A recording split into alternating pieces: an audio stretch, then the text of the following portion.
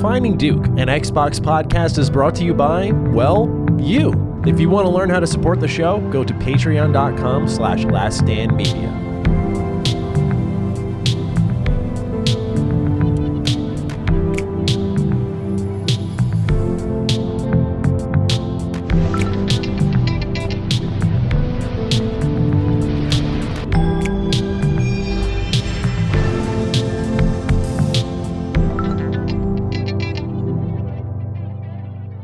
Salutations, everybody. It is Matty here today. Welcome to episode 232 of Defining Duke, a Xbox podcast. Today, I'm joined by the world traveler who just got back from LA, Lord Cognito. How are you doing today, sir?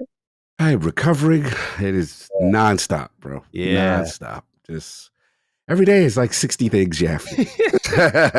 And you just got to sit there. Okay, I'm going to do 10 of the 60. How I'm going to allocate, who I'm going to be able to piss off or push back a little bit while I focus. And then the other thing is just rest. It's just, this has not been a health as well. Oh, no, same, bro. I had Jersey Mike's last night. Salute to Jersey Mike's. I remember those. Honestly, yeah, I've been getting on the grind a little bit. I had first their number 9, which I think is the Club Supreme. That was my first dip into Jersey Mike's. Yeah. And then that was all right. But the thing, dude, and I don't know if this is, I was watching like reels and TikToks on it because my friends were sending it. And everyone talks about like, you want it soaking wet like this. I don't like a wet sandwich. You know what I mean? But everyone's hyping it up like, look, it's dripping. I'm like, oh, it's dripping. And so I got the Club Supreme and the bread was like a wet towel. Like this shit was soaking fucking wet. Yes. So I said, next time I go, I want to do a hot sandwich. Okay. So I did the Chipotle cheesesteak. How we doing? This was much better. Much better. But I felt like shit after, bro. I actually legit felt depressed last night. The first time in a while. I was like, damn, this food's taking its toll on me for sure. Because I don't know. I have no other reason to be feeling like this. So that was a good wake-up call. Like, you had your fun? Yep. Same. Yeah. It's been bad, though. No health is wealth lately. I went on a walk today. I actually touched grass today, so that was nice. But I'm sure it's been worse for you. Yeah, bro. I mean, I give myself a little credit when I was out there. First day, I did like the hotel workout. So I was like, I got one day. Yeah. I was like, all right. So I grabbed up King. I grabbed up Ainsley from Season Gaming. He was in our hotel as well. So we got some work in. I'm like, all right, cool. Did a little cardio. But from that point on, bro, I will say this. Even though I haven't been hitting the gym and it's just been the sleep deprivation is super bad.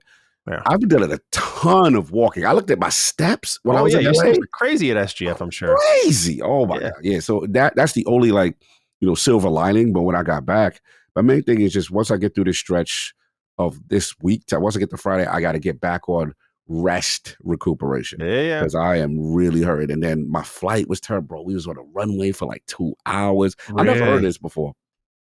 You ever see them say like, hey, they delayed the plane? Usually it's like because of a mechanical issue. Sure. Right? Yeah. So you're like, all right, do your thing. We want to be on safe. Make sure y'all check what y'all check. Yeah. Bro, they was like, we're on the runway. There's a cosmetic issue. And, it's a cosmetic issue near the engine, but we can't take off until we get a manual approval from some place in Chicago. And I'm like, what? So what is a cosmetic? Was there a scratch next to the engine? What does that mean? Is there a check engine light on the engine? Like, what does this mean? So me and King were like, bro, I've never seen this. It was a fully packed flight.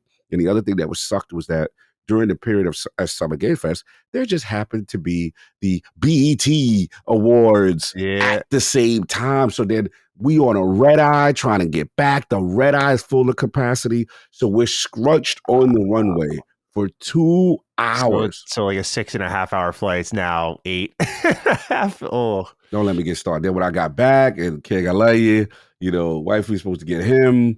And then it was like, oh, now you got to drive back from Newark Airport.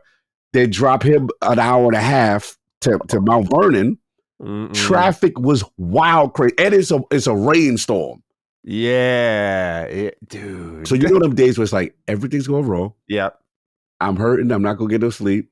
It is what it is. So I just like, I already know what I'm resigned to right now. It is what it is. So I got back, trying to get a little bit. And then obviously, I was the person that's been to Summer Game Fest before, like yourself, coverage, right? You got stuff you got to put out. The writing Yeah. team is like, hey, what's going Yeah, on? what are And I'm we like, doing? Yeah. hey, I'm dying, but okay, let me try to. That's what it is, bro. It's just I just got to get That's what makes through you a this week. leader.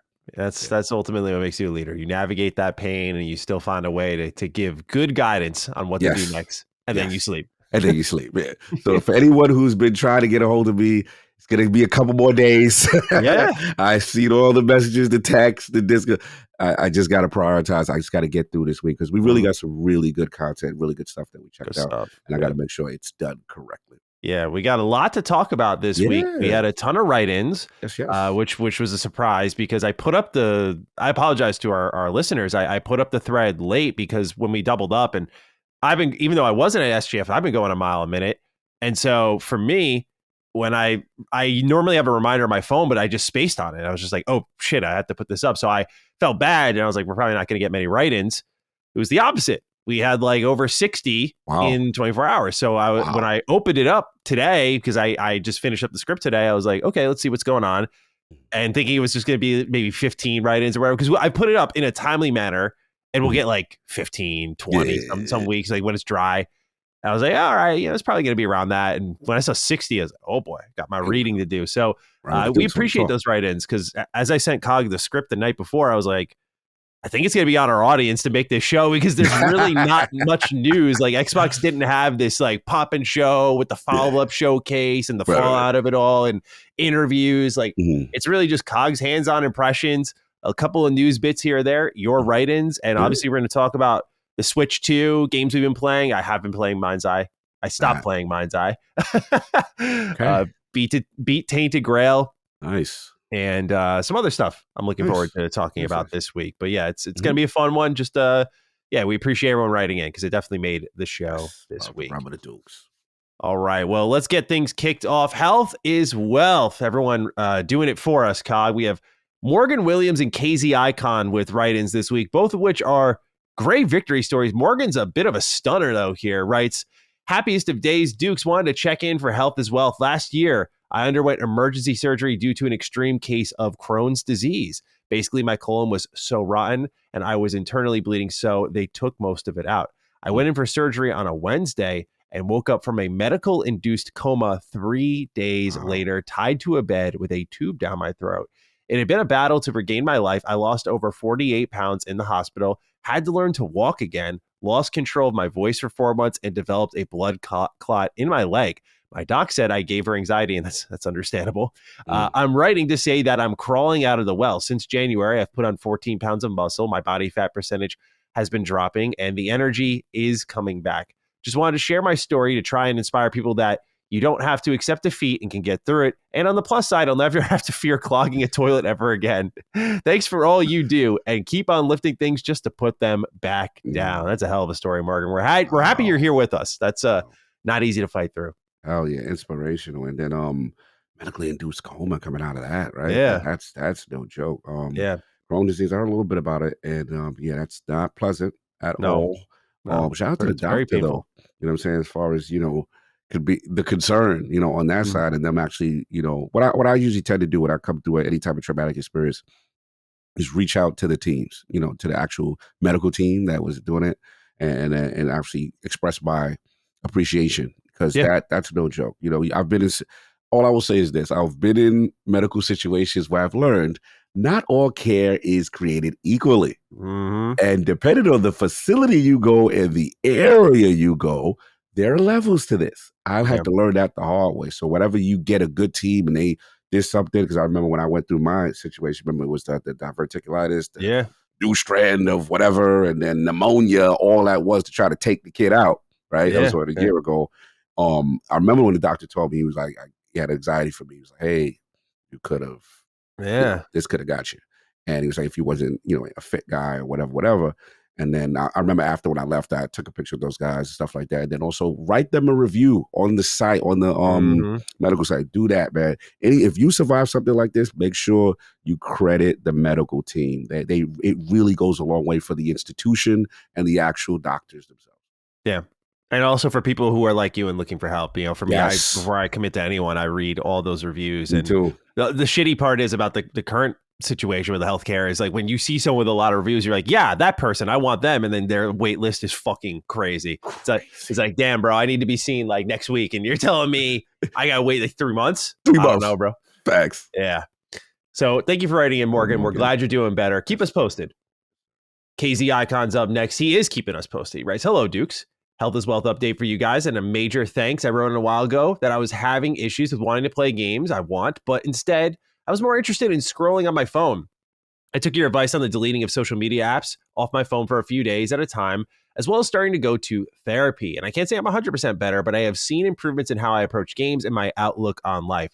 If there is one thing I can give to everyone out there, please seek help. I promise you, you will not regret it. Thanks, and have a eating soup while Matty harasses a robot into doing the stanky leg kind of day. This will, if anyone's on the MindsEye video, they'll know what they're talking about, but this will make sense. This will make sense later.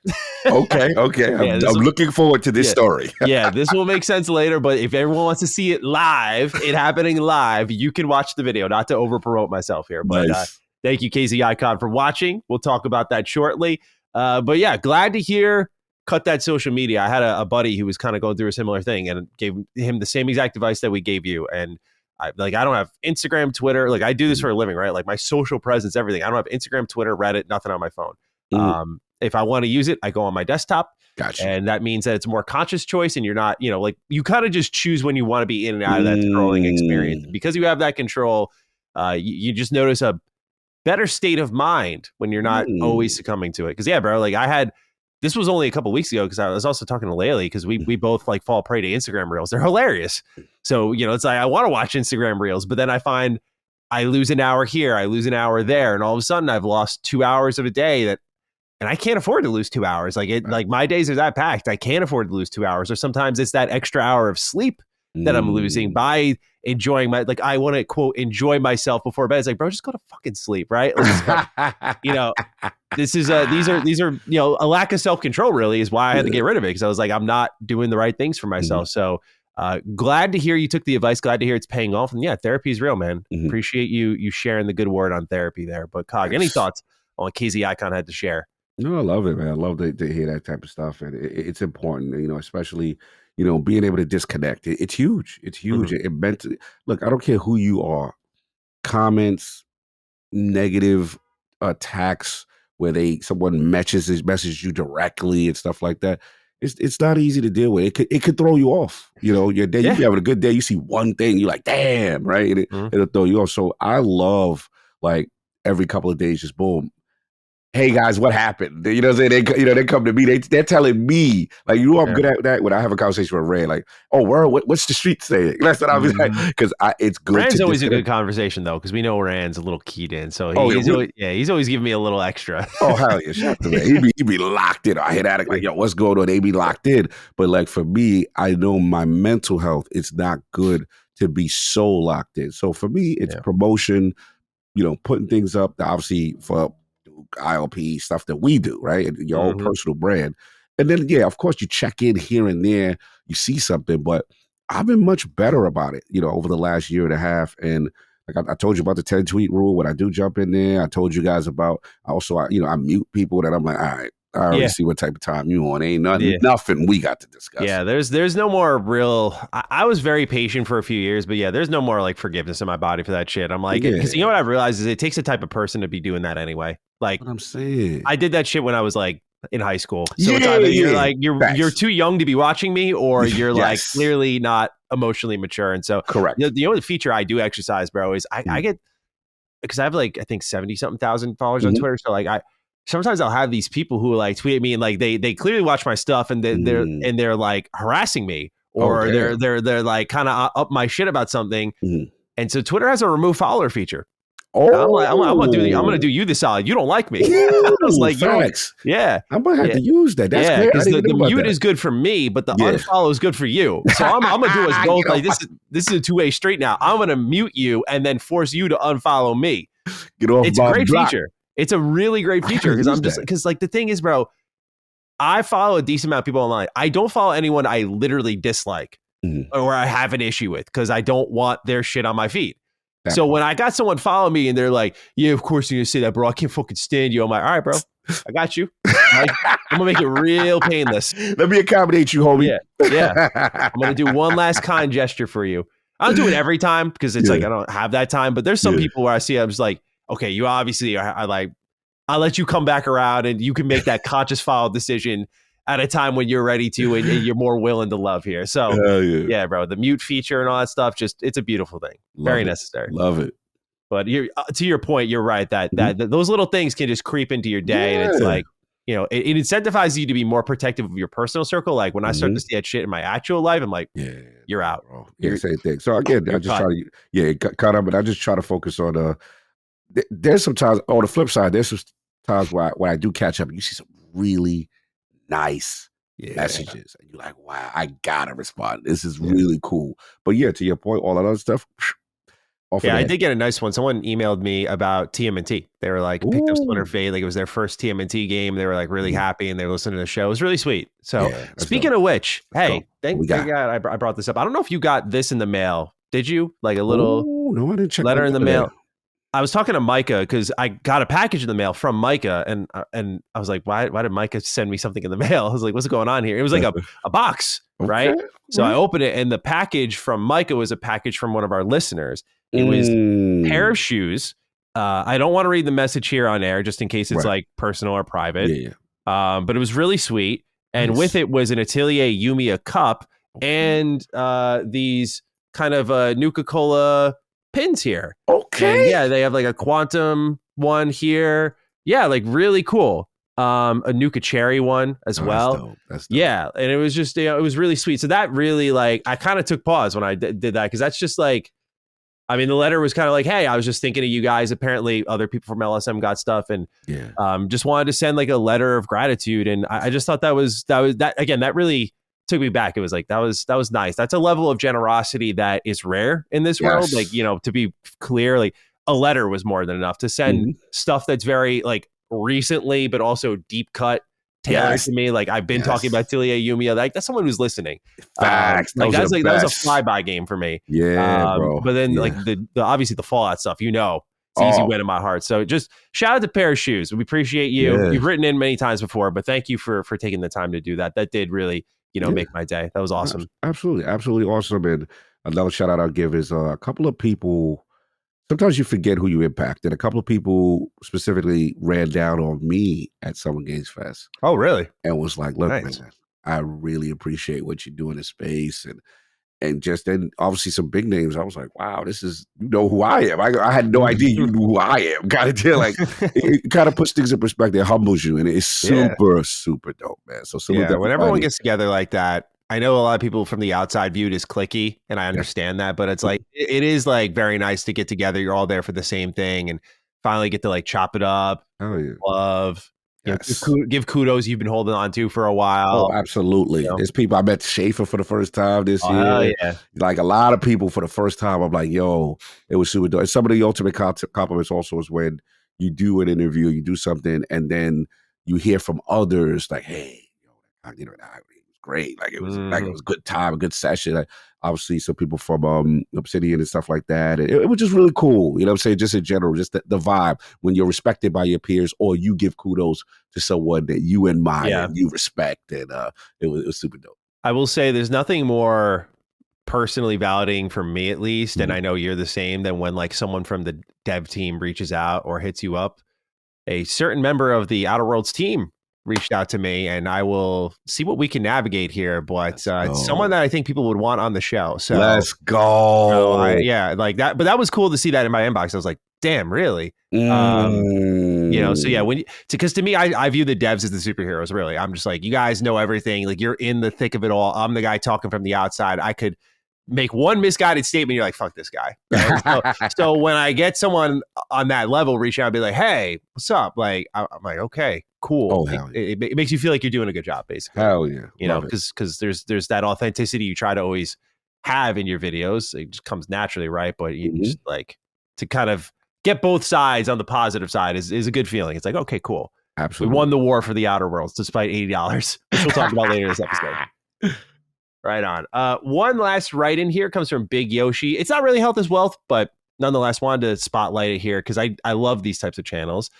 He writes, "Hey Dukes, first time writing into an LSM show. Well, thank you for choosing us.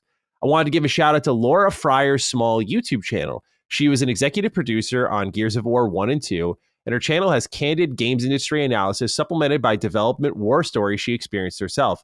I thought she'd be an interesting person for either you to interview or connect with. Dee Dee's content has been stellar, and I love tuning into all the LSM shows. Pardon me. Have a great day." And I looked up her channel and subscribed immediately. I haven't watched any of her stuff yet, but it looks really great. So yeah, just if anyone's curious, look up Laura Fryer. And I always recommend any of these developmental insights just to, whether it's Mark Dart, Tim Kaine, those are two that come to mind immediately. Laura Fryer now. These developers are coming out more and more and sharing their experience. It was something that I called for a while. It turns out there are more out there doing it than I gave credit for. So really cool to see this, and I'll be checking out her stuff probably tomorrow, actually. All right. Let's get into the write-ins here, because we have a lot to talk about with our audience. What I wanted to do is, we have news, but I really wanted to hear what everyone else was thinking. Because to me, this is like my favorite episode of the year, every year, is the follow-up to the showcase. I like the showcase episodes. Of course, we get to react. We have a good time. We have a good formula for it. But it's really the follow-up where I see, like, what did the audience like? What didn't they like? What were they digging? What do they have concerns about? That sort of thing. Like what's, because we don't get to do write-ins for we could, but it would delay the episode, but we don't get to do write-ins for the showcase episode. So the follow-ups are always really exciting to me. And so we start with Daniel J, who has the question of the hour. He says, "Greetings, Dukes. With the somewhat disappointing Persona 4 revival announcement this weekend, the main sticking point to me was the lack of a release window. What do you guys think this could mean for Persona 6? I initially thought P4R would be the beginning of next year with P6 at the ending, but at this point, I'm not so sure. If it is late 2026, like Matty suggested last episode, could Persona 6 be even further away? Keep up the great work, gents, and have I was hoping for more than an early, this will be Persona 4 graphics in 2025 trailer kind of day." Yeah, this is a really good question, because it was so hollow after P3R that it's clearly very early. What that has to say about P6 is really anybody's guess, because the core Persona team went on to make Metaphor. And that came out last year. But at the same time, we know that a separate team has been working on Persona 6, which is also why I said I'm excited for Persona 6, but I'm not full driven to the max hype level yet, because the team that made Persona what it is, 3, 4, 5, they went to do their thing on Metaphor, and we saw that. Like, that game was amazing. So with 6, I'm like, are they still spinning their wheels? It definitely is that time. I would say after the wait between 4 and 5, that was a really long way. We're talking 2008 to 2017, a little bit earlier if you account for Japan. But since Persona 5, Persona's become gigantic. And a lot of people thought, myself included, the wait would be slimmer compared between 4 and 5 to 5 and 6. And I'm pretty sure Sega and Atlas both said as much. And technically, it's still on track to be shorter, right? We're talking 08 to 2017. And so 17 to 2025. I mean, we're still in that pocket, but as time ticks on, we're getting to that P4-5 window timing. And I think the thing that we have to register are two things. One is the business decision of it all, which to me is that the reason you get attached to these characters in Persona is because of the spinoffs they do, and they do a lot of them. And I also think they're really taking their time with P6, because I think Persona 6 will be the biggest Persona ever by a landslide, like bigger than P5. That's because they're building this base up fiercely. Like 5 and 5 Royal were extremely successful. 4 Golden was extremely successful. It got re-released on Steam and sold like 2 million copies almost instantly or something like that. You have P3R, you have Persona 5 Tactical. Like, you have all these Persona games coming out more and more after P5 that have just built the base up, where like Persona 3 Reload immediately hit 1 million sales in a week. Metaphor hit 1 million sales in a day. Yeah. So these games are clearly explosive, and I think even in the case of Metaphor was excellent. It was very much a full, uncompromised game, but I think all of us can agree, like, we're still kind of, at least people like me who love Persona, are still like, we're waiting for Persona 6 ultimately. And this is no doubt going to be where I think Persona enters that stratosphere of like Final Fantasy ilk, to me at least, where Final Fantasy is like, it shows up, you hear its name, know its name. Like this is, yeah, like it's a grandfather of JRPGs.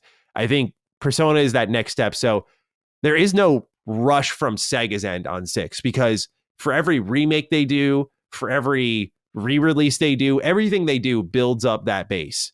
It does push 6 down, but that's not unheard of for this series, where they can kind of lean into that and be like, look, see, in the terms of a reveal, I don't know, because like I think we're putting our own rule set on things too much here.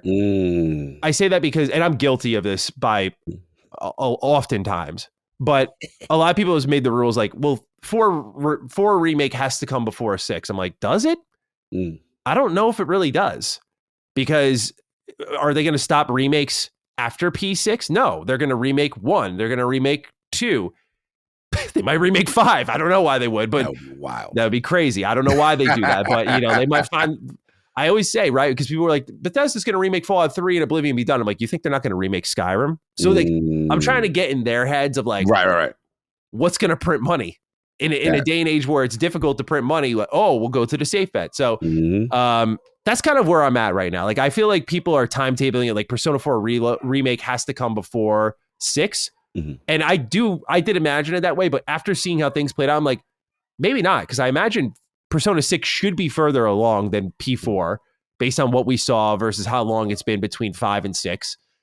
I could be wrong about that. But based on that assumption, I'm like, well, they can just drop these whenever, really. Like P6 could come next year in the terms of an announcement and to be ready for like early 27, which is still a long ways away, but it doesn't, if people think it's like 4 reload or 4 remake first, and then 4 remakes like 27, and then that means Persona 6 is like 2029. Right. Yeah, like I don't think that's what's happening here. Yeah. But what do you make of it? Yeah, no, I agree in the sense of with this whole, sometimes as fans of a series, we have this structured idea of how things are supposed to go from a development, standpoint. And then also we forget about the needs of the publisher. Like, they're trying to cash out. The way I look at Sega and Atlas, it's like, we've been this, I don't want to say niche, but with this super passionate, well-loved, high-quality RPGs that probably didn't get the mainstream success that they deserved. Yep. And now, since the inclusion in the Game Pass and the Sega love and the marketing rights, you're seeing this expansion now. Saying, oh, they love us. You know what I'm saying? It reminds me of a little bit. I remember when Sucker Punch, man, there was an interview with those guys in reference to they were surprised at how the West took to Ghost of Tsushima, and like, oh wow, you loved it. We thought this was a very just us regional kind of energy, and I'm seeing that more from Japanese studios and things of that nature. Now they're seeing that acceptance, so now it's like, oh, okay, well, now that you're here and you love us, here's what we did that you missed. You know what I'm saying? And now it's where we got the remaster, the remakes and all that stuff, and the royales and all that. And I think they're in that bag. But to your overall point, P6, I mean, they could walk and chew bubblegum at the same time. You know what I'm saying? I don't think it limits them per se. These publishers are big. They understand the importance. You have teams assigned for those particular roles. And what is interesting, when you told me about the P4 situation with them not bringing back, right, all those high quality actors and voice actresses and stuff like that, that's a cost cutting measure, right? So if you do that, that could help facilitate getting 6 out fast. Because if you got to pay, you read them guys, that's a lot, So I'm thinking that's what's going on here as far as getting the shop and the wheels turning and stuff like that. So yeah, I don't think that stops P6 per se. Like that's the reason why we're going to see it so much later, so to speak. Yeah, it's anybody's guess ultimately, but I think given that in the same year that Sega did Persona 3 Reload, they gave us Metaphor. I don't know why they couldn't do 4 and 6 in the same year as well. I don't think 4 as a primer or 4 as the desserts. That people are going to go crazy for it either way. Also, keep in mind, the rumor is that 6 gameplay wise might be a large departure from Persona as we know it. There were rumors that there were rumors of open world. There was rumors of more action oriented combat. We'll see if those end up being true. But you could have this moment of like 6 is the new, Right. like we're going this different direction, and then 4 remake is kind of this, hey, you remember Persona 5 and its gameplay style, right? Here you go. And it's like the offset a little bit. That's another way it could go, because I think a lot of people are thinking that Persona 6 will be this. I mean, I think Metaphor informed me on one thing, is that Atlas is like many other turn-based RPG developers and want to incorporate more action elements, as we're seeing like Trails was doing it. Expedition famously did it. Like a lot of these RPG developers are trying to put action elements in their game. I do love that Persona is like true turn-based, because I like what Final Fantasy has done with their action combat in like 7 Remake, because that is like the perfect hybrid. Something like 16, I'll be curious to get your thoughts. Something like 16 is like 2 action. So, and Persona 5 Strikers did try something like that, and it worked. Like it was really great. So I feel like that also may have been an experiment, but my point being, they might go in a different direction with P6 in a lot of ways. Like it may still be stylish Persona, social gameplay, all that stuff, but in the thick of it is more action combat or something like that. My expectation is Persona 6, much like Persona 5, is a full reinvention of what you know on a gameplay level for the series. So that's also why it might be taking some time. Yeah, could be. Next write-in comes from Ricardo Chavez. He writes, "Greetings, my lords. My inquiry is regarding the $80 price tag for The Outer Worlds 2. I've noticed a lot of folks saying they just want to wait 6 months for the 30 to 50% discount. Should Xbox go to the Nintendo route and limit large discounts on their games, thus pushing us to the decision of Game Pass or full price? I just came out of the theater in 2002 and watched Phone Booth kind of day." All right, Cog. This is the one of the main ones we got a lot of write-ins about. Was about Xbox pricing. Is it worth $80? I don't think we know until we play the game in full. I know you'll have impressions to share. But when it comes to The Outer Worlds 2, $80 price tag, should Xbox go full Nintendo here is the real question, right? Is this something that they could stand on their square and say, you either pay full price like Nintendo does, where to the point where now they've come full circle with the Switch 2 and went, hey, Breath of the Wild, remember that? You want the Switch 2 upgrade, brand new, everything on the cartridge? Here's $70. Go right ahead. Do you think they take that route? Do you think they stand on this square, avoid discounts, and kind of push people into Game Pass? Because that's what's been offsetting the conversation with The Outer Worlds 2 a lot. You know, I put out a little tweet. I was like, what do you guys feel? And it's funny how Twitter works, by the way. Let's go. Because like you'll just ask the question and people will be like all pissed at you for asking it. I'm like, I get a kick out of it. I'm just like, whoa, I just asked a question. You're like, yeah, but you like that shit too, huh? I was like, damn, bro. I just want to know what everyone else thought. Yeah, they coming at you, kid. They don't like that. Yeah. I just want to know what the community was feeling. But a lot of people are like, doesn't matter, waiting for Game Pass. So what is your take on $80 games and how Xbox can lean into Game Pass a bit with this one? But should they go full Nintendo ultimately and hold that price tag? I don't think they should go full Nintendo, because I feel like there's a part of me that's like, your cachet doesn't demand that kind of non-budging mentality, right? So to me, what makes Xbox dope, besides the fact that Game Pass is there, is that you will have at the end of the year, that end of the year sale, the Black Friday joints. You could cop a couple of joints. Like, I think they need to still continue that energy, especially for people on, on their platform. But where they're going to have to hold the line is when it comes to the other platforms, because that's really how the money's going to be made. That's how really, to me, this whole thing is going to be facilitated. When it's on other platforms, that price point staying where it's at, people willing to say, okay, you know what? I don't want an Xbox, but I'm willing to try it on this system, on my system, on my ecosystem, and then pick it up. But again, what sucks about the whole Outer World situation is, like we said last, Duke, is that, man, like, you want Outer Worlds, to me, is a game that's on the cusp of being special and mainstream. Yeah. And you don't want any negative conversation coming into a launch like this that is so important for Obsidian. It is unfair to Obsidian. And I'm going to give Microsoft smoke on that. Like, it's unfair to them to have this on their head leading into their big glow up, revamp kind of game. And as you said with your tweet, what was all the comments? No one's talking about the quality of game. No one's talking about this amazing director, humor, the RPG hardcore mechanics and simulations. No one's talking about that. It is just $80 is ain't worth it, fam. $80 I ain't doing it, kind of thing. And it's unfortunate, man. So that's the thing that's still going to always bother me about it.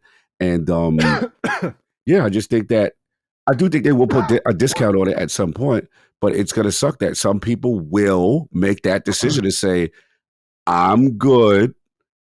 I might wait. The only time that changes sometimes is when, let's just say they really nail this thing and we get the full product and we get into the 90 Metacritic range, which is, it's been a minute for Xbox game. We've been in 88, 80 gang for a minute, 80 to 85 gang. I don't even think Hi-Fi Rush broke through. Yeah, you know what I'm saying? Which, by the way, I just gotta say again, that's fucking insane. That's crazy. Yeah, the last 90 was Matty's beloved Forza Horizon. Yeah. Hey, we have a write-in. Don't worry. I'll I know. So yeah, I think if you get into that category, then people go, all right, I want to be a part of this conversation. I want to be a part of the zeitgeist. But again, 80's a tough sale. But then again, last point I'll say, I don't know if you saw these Nintendo the numbers that just released as far as people are buying, yeah. So maybe the data says they frauds when it comes out. I just don't like that. All the comments on the sorry, I'm talking about comments a lot this episode, but I was reading because Nintendo posted on their YouTube community page 3.5 million sales in 4 days, and I look it up. I'm like, how well did the Switch do? It said the Switch, when I quickly looked, did 2.74 million in a month.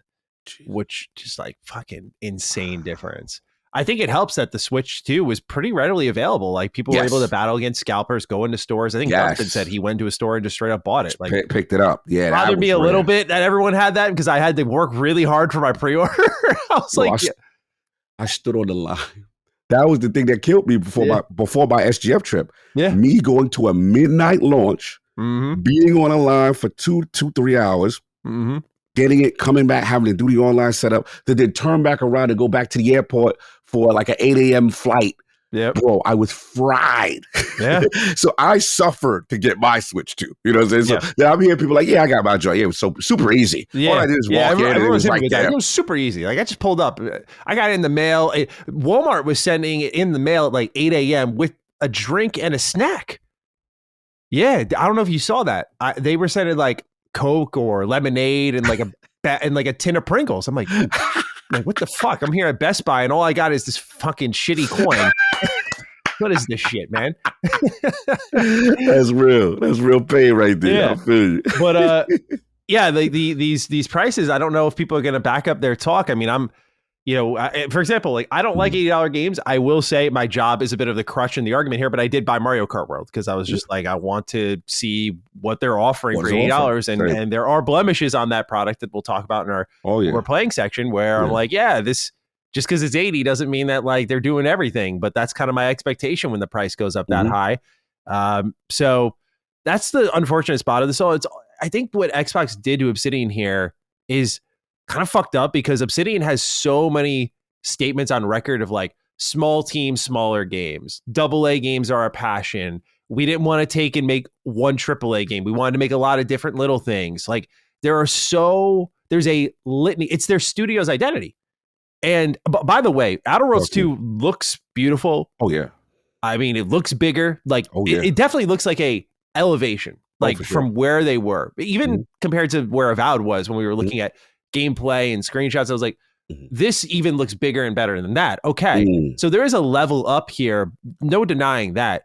But given the studio's DNA and sort of the conversation they've created, why people like me and others have become such huge fans of Obsidian is we know they're kind of the little guy punching up every time.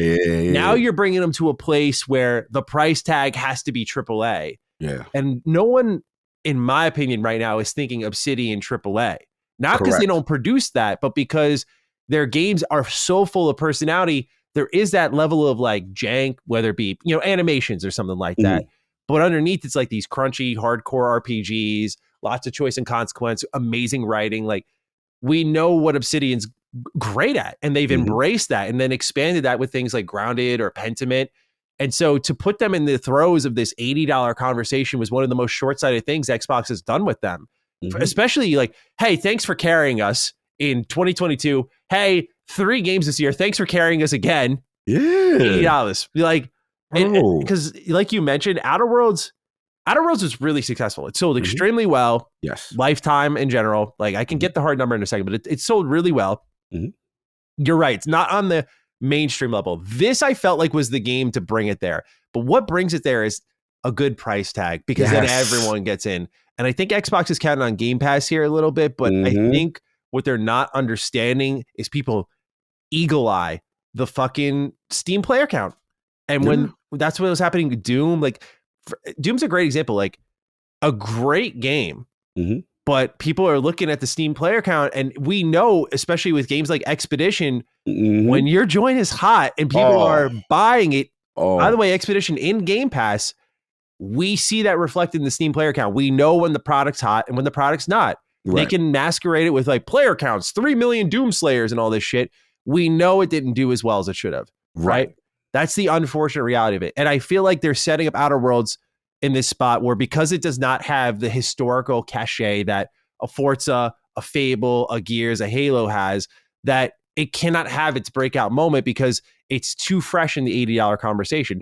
Maybe next year, if it's more accepted, more of a eye roll rather than a, I'm not supporting that, or I'm going to pirate that. If it was less in that pocket, maybe Outer Worlds 2 can break out a little bit more. But in these times, people are going to be insanely picky. And I get there's a business to run, there's a business to operate here, but I feel like you gain more by eating the, I'll put this in quotes, $10 lost and selling more copies and generating good word of mouth. And especially as a company like Obsidian, who is selling not 1, not 2, but 3 games this year. Hey, what other Obsidian games can I check out? Like, if you're new to them, I'm going to check out Grounded 2 and Game Preview. I'm going to check out Avowed. Like, it's just like, I know I'm asking for a special exception here, but this is a special company. Like, bend over backwards for them, bro. Set them up to be like because you're counting on like a lot of IP to like continue to hit with people. Like, we don't know after Gears 5 if Coalition's still got it in them with Gears E-Day. We know Playground Games got it in the bag with Forza Horizon 6. We don't know what Halo Studios is going to do. That is true. We do not know. So this is your future. This is like one of your them and NXI. Like, these are your, like, Xbox is known for great RPGs, and you got to set them up well. Like, yes, Xbox shot the warning flag up there. They were like, hey, $8 games are coming for select titles. I think select means that Outer Worlds should have missed that, and you let Call of Duty step in. Not because of, as I talked about with Persona, the self-imposed rule of like, well, I've decided Call of Duty should be 80 and should be the standard setter. But if you are the company defining the market, the consumer needs to accept the market. And given this is the inevitability, I'm giving free business advice here, I guess. But it's like, okay, let Call of Duty, Mario, let these big IPs set the tone. So then when your Outer Worlds like slips through the cracks, you know, it's like, hey guys, $80 too. You know, there we go. Less sticker shock. And I think even if they were both going to be 80, letting Call of Duty step out as we're 80 first, I just think it's so foolish, because this game looks fabulous. It really does. Not just because I'm a little Obsidian fanboy, but bro, I'm like, I love the first Outer Worlds. And then you watch that. I watched that direct 3 times now. Woo! 3 times. And I'm like, damn, they're really doing everything I want. Like, I have very little concerns here. It's really writing quality. I'm like, can you guys write these characters well? And it's just, they're backing up everything they're saying, where I hope they can punch through and make something great to warrant people overturning. Because I think that is going to be part of this conversation that people are not acknowledging, is there will be the games, plural, that are 80 that you doubt, but then push through. And not just because of namesake, but they push through because they are that good. And people are like, no, I know it's $10 more, but you got to check it. At least try it in Game Pass first, then pick it up. Like, I'm hoping Obsidian can do that, because their games are really special. And Outer Worlds 2 looks like an immense upgrade on everything the first one did. I mean, and they showed everything that I love about Obsidian. Choice and consequence, reactivity. They have darker companions, it looks like. Yeah. So, I mean, I'm talking a mile a minute here. I apologize. But dude, like, to Ricardo's question of should Xbox go full Nintendo, I think they just need to make better decisions. If you're going to do select games right, and be a little picky about what, like, I get it. Like, Keeper is probably not a $70 or $80 game. correct. I hope. We hope. You know, so that makes sense. But Outer Worlds, to me, that gives me a little bit of energy. Like, okay, yeah, we know like this is 60, but imagine if we sell a lot of copies at 80. And publisher energy, the eyes out there in the room kind of energy. Yeah, because what we're seeing, I guess, all over the industry, not just in gaming, but all of entertainment, I should say, is this confusion of price tags. For a lot of people, prices are going up everywhere. So companies are predatory and they're looking at these opportunities to be like, all right, yeah, this is a AA game. We know how much we spent on, say, the Outer Worlds 2. By the way, I'm projecting here. We don't know if Outer Worlds 2 is actually this case. We don't know their budget. But hypothetically speaking, right? They're looking at Outer Worlds 2. They're like, yeah, we like allocated them what we would consider like AA budget, high-end AA budget. Okay. But what if we sold it for a premium AAA price tag? That creates the idea that this is a AAA game. And when it sells well, we need to sell less copies to get our budget back and break even. That part. And that's what a lot of these companies are doing, bro. Some of them are going to stand true and be like, Expedition, like, yeah, $50. And I think those are the companies that are going to be the most rewarded. But there is a high risk mentality to what Microsoft and others are doing, which is like, they have faith in the Outer Worlds to push through.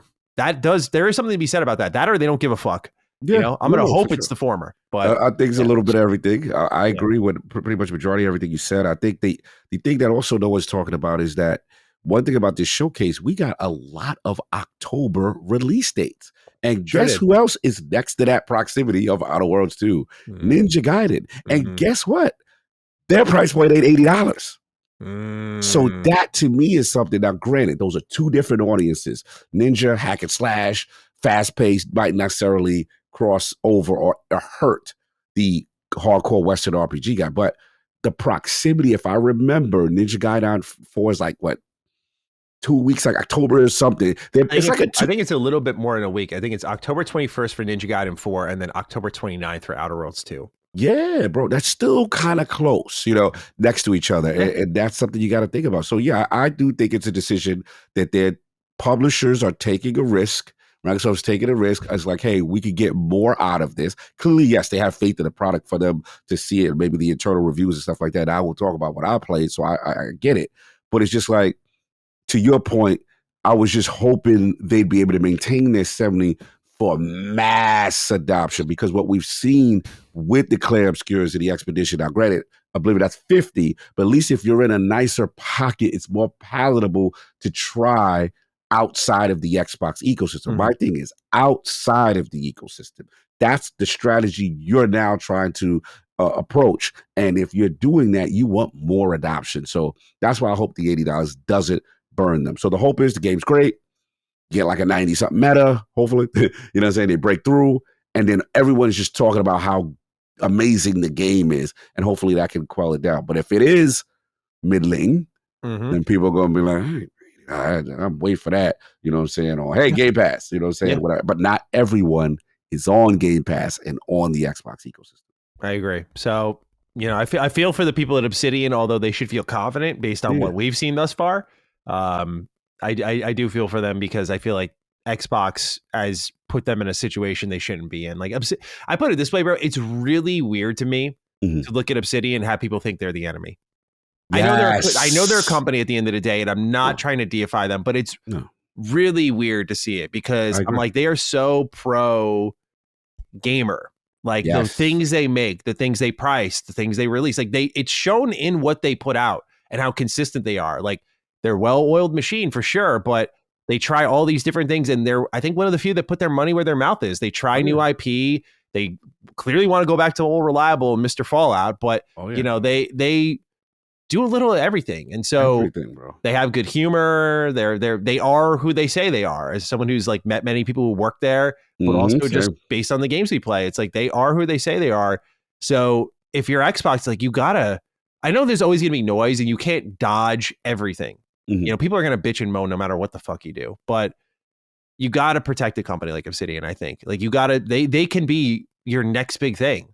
Cause the reality is, like, yeah, you look at Grounded, and that did extremely well. Yeah. Like so it did so well that it earned itself a sequel, which I don't think any of us expected when it was No first one announced. saw that, man. And people like hear 25 million players are like, I'm like, dude, don't me. What are you talking about? No one thought, especially me. Everyone was like, "Where's New Vegas too, bro?" And like, I remember that I was with Cog. The moaning after it was announced, like, man, a survival game from Obsidian. Like, what are we doing? Yeah. But then us whiners get out of the way. The real gamers come in, and 25 million players later. So it's like Obsidian's capable of these big level successes that, by the way, apparently warrant a TV show too. Yeah. So, I think it's foolish what they're doing. Long way of saying it. Yeah, I agree. All right. Next up, this comes from High Ruled 3G. How's it going, Mr. Meaty Plays and Lord Beefy? Longtime listener, first time write-in. Thank you for joining us today. I'd like to hear your thoughts on the fate of our Xbox digital libraries in the future. It's something that's been plaguing me for a while every time I go to buy a new game. Do I buy on Xbox or switch over to Steam? It's clear that Xbox is pushing more toward PC, especially with the focus on Play Anywhere's last showcase. Jez Corden on Windows Central wrote that Xbox console games were appearing on PC as some sort of bug before the showcase. Is this some foreshadowing that Xbox plans to migrate our console games to PC in the future when they eventually give up their own consoles? I'd love for that to be the case so I don't lose my 100 digitally owned games after the next generation is over. I know that's pretty far in the future, but is that a pipe dream? I'd love to hear your thoughts. I have anxiety about the future of my games kind of day. Well, thank you, Hyrule, for writing in. This is also, I want to pass it to you right away, Cog, because this is carried into the Xbox Ally, where a lot of concerns have been put out there by the Xbox faithful, might I add. Like the whole Play Anywhere thing. There's a tab that you can now look at your library in, and people are like, 8% of my library is Play Anywhere. And to be clear, as I'll talk about, let me jump ahead a little bit here. Yeah, absolutely. There's a story here from Pure Xbox that I'll read. It is titled, "No, the ROG Xbox Ally handheld doesn't play native console games." They write, "We're seeing a little bit of confusion doing the rounds on social media on whether the newly announced ROG Xbox Ally handheld will play native console games or not. And the answer is that it doesn't, at least not as things stand. This is a Windows PC handheld that's designed to play native PC games, which means you can still play games from the Xbox PC app and PC Game Pass, as well as stuff from Steam and other launchers, but not native console games. The actual writing for the device is, quote, powered by Windows 11, the ROG Xbox Ally, and Xbox Ally X give you access to your full library of PC games from Xbox and other game stores as well. Whether you're into indie gems or AAA blockbusters or classic games with custom mods installed, you can play them all," end quote. That's where Xbox Play Anywhere comes in, though. There are over 1,000 games supported by Xbox Play Anywhere already, and it's a feature you get with the PC version of the game for free if you buy it on an Xbox console. So theoretically, if you end up buying the ROG Xbox Ally this holiday, you should already have a bunch of games ready to go when you turn it on. All the Xbox Play Anywhere titles that you've bought on the console in the past. Alternatively, you can buy your favorite games from the Xbox PC app or Steam, for example, if you want to play them. Xbox Cloud Gaming will also allow you to stream titles to the device, while having access to other launchers means that you can play all sorts of PC games. Any launcher that runs on Windows should run on the Xbox handheld too. Let's hope we might get native consoles games in the future, but it's not something we're expecting right now. Think of the ROG Xbox Ally as the Windows 11 gaming PC with Xbox specific features, because that's basically what it is. So well written by Pure Xbox. This is why we use their site a lot for our show. Really good stuff. But I wanted to jump ahead on that one because that was one of our news topics, but I will remove it from the script now. But to our write-in earlier about, the future of the library and stuff, people are starting to catch that Play Anywhere isn't just a general, like everyone's doing it. It's kind of a little bit like smart delivery where there's almost like an opt-in to it. So what do you make of where Xbox currently is with Play Anywhere and how it's going to affect the future of all our libraries? I get this is probably where Sarah Bond was talking about, forward compatibility and what that meant. And I think this is a very big part of it. So what's your read of the situation here? No, it's a good, first of all, welcome everyone. Welcome to my world. This is what I've been doing for some time as a ROG Ally enthusiast. Every iteration of it, this is the life I've been living. So I know the concerns and what's going on. All right, so here's the deal. Think of it like this. If it says Play Anywhere, you are Gucci. I would say the majority of all first-party games, if they're in Game Pass, you're good. If something's in Game Pass, it's going to be almost 90% of the time inside PC Game Pass. There are a Mm. few exceptions. That I will admit, very few. If it says play anywhere, you're super Gucci. You have nothing to worry about. And the cool thing about play anywhere is that has extended to anything new that comes out, third party. For example, Final Fantasy 16. Downloaded it while I was at Summer Game Fest over there. Remember, while we were on the show, right? While we were on the show, right? That was in PCs. Remember, that game's not in Game Pass. It's part of now it's a play anywhere title. Downloaded, started playing. Then from there, jumped on the plane, continue, get back. Now my console, I never purchased Final Fantasy 16. As soon as I open up my Xbox, boom, it says install instead of pay money. Install, boom, save data, good to go. So that's the main thing. Now, again, where people may have some issue with their older library, with their third-party games, right? Majority of the time, that's not going to be on there, right? There are few exceptions. I would say like Xbox games that are not on Game Pass before like 2015, 2016, you might encounter. But I would say the bulk of the library, think about this, if you're on Game Pass, if the game's on Game Pass, you are almost guaranteed. The only one that I can remember over the years that didn't have it that really frustrated me was MLB The Show. MLB The Show, when it was in Game Pass, it was a console Game Pass exclusive. It bothered me. I couldn't play that on my ROG Ally. I was like, damn, why do you think I got the Nintendo Switch 2 version? Because I was like, oh, finally, I could play baseball on the go. Because I've been putting these things through its paces. But I will say, like, play anywhere is the future, bro. Like, there's nothing better than that. It is so comforting to have your game continue wherever you are at the exact spot. So that's the thing. And as far as the homie's question in reference to, he was talking about like his digital library and stuff like that. And look, I will say the vibe I'm getting is anything that has come out, like say, since like Metaphor in those days before that, when Metaphor was announced, it wasn't in Game Pass. Play Anywhere title. Anything big, it's getting the Play Anywhere sticker on it. So it seems like the newer stuff, you ain't gonna have nothing to worry about because developers are opting in. They want that ability to be able to get that metadata, to get that engagement. A little surprising because it means like you buy it once and you're good. And that's surprising that it's working out is what I'm saying. And the thing I would say is it's influenced my decisions, to be honest. I was always a Steam first game in PC kind of guy, right? Like, look, the Steam one, the UI is better. The way they handle offline is better. But I have to admit, my choices have been swinging back the other way. Play Anywhere it really is a game changer, bro. I don't have to worry about anything. And again, that's if I bought the Steam version of something, Final Fantasy 16, I played 4 or 5 hours. I throw on my Xbox. There ain't no data there waiting for me. I said, not yet. Not yet. But you know what I'm saying? Like, that's the dream, right? But my thing is, until that future hopefully happens, I can guarantee the one that exists right now, which is this thing transferring on Play Anywhere. So that's pretty much where I'm at with it. Yeah. I think in the terms of new stuff, like you said, that should be safe. Older games, I don't know what the process is, to be honest, right? Yeah, it's tough to say because it reminds me a little bit of Smart Delivery, where we saw it, we went, or not Smart Delivery, sorry, FPS Boost, where we saw it and we went, oh, who isn't going to do this? Well, Xbox, I guess, had a short list of games. They went through them all, tried with others, and then they actually left the program. They're like, okay, we're done.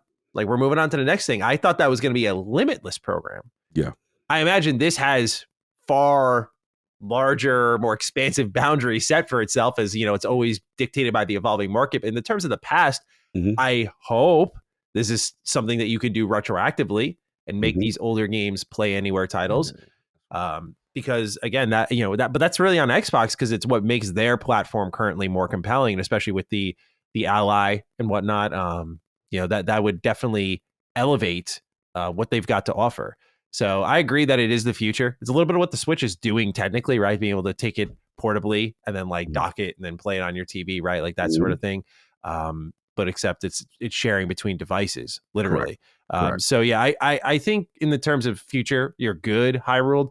The past is like really anybody's guess. I think given the Xbox community is making a lot of noise and Xbox clearly, if they're hanging around making hardware, I don't think after how they got burnt so bad with the whole, we lost the worst generation to lose, that they would burn your digital library again. If they do, every fucking exec's got to go. Like, I'm sorry, but that's just like where we're at. If that's the decision that they made, they're like, we're going to move forward with this, and they're going to lose their library again. And then just like, mwah, goodbye. Yeah, that's it. That's a PR disaster. I say that like that because I think they are not that stupid. Yes. I would really hope they're not. So I'm not too worried about it. I think they will figure it out. It is definitely on just like a gut feeling, but I think it just does not benefit them to leave this unaddressed. So yeah, I agree. You know, obviously act on what we know, what we have now. When you're making those purchasing decisions, think about that. Don't make it in the hopes that, well, if Xbox does do this, it's like, well, they're not doing it right now. They don't deserve your money then. So go buy it on Steam, for example. Like, you know, that's how I would operate at least. Yeah, no, I get where my needs are going to be serviced. So, like at the end of the day, I remember there was 1 or 2 games that I'm just like, damn, this is not there. And I believe it was Massive Chalice, one of the older Double Fine joints. Bro, I did not. This is a turn-based goodie. I was like, man, this game is high quality. I think it came to the Xbox console ecosystem. But again, when I fired up the album, like I'm searching in the search bar. I'm like, well, what's going on? Where's it at? You know what I'm saying? Bro, you get anxiety when you put something in that search bar on Game Pass or PC or the Xbox app and it don't come up. Yeah. Bro, I was like, oh no. So again, that's where they got to fill the gaps, and hopefully, you know, they'll get some of the older stuff. But as far as anybody jumping in and newer stuff and anything past, like I said, 2016, you're good. I'm going to pull one more story in here and a write-in on top of it because I think it's relevant. The write-in comes from Jay Reed. He writes, Dear Dukes, so Xbox is cutting off physical games, it seems. Reports are saying that Ninja Gaiden and Outer Worlds will be download codes with no disc. As a physical guy, this really rubs me the wrong way. I've always had both consoles, but have generally used Xbox as my main since the OG. I always like the controller interface better. This could be the catalyst that makes me switch. Starfield is the only Bethesda game I didn't buy, not because it was on Game Pass, but because it wasn't on the disc. I know I'm in the minority, but there's a pretty big audience that prefers physical copies. Why did Xbox think this is a good idea? That Taco Bell may not have been great, but for my body's health, but it's great for the soul kind of day. So this information comes from Wario64, who posts a lot of deals on both Blue Sky and Twitter.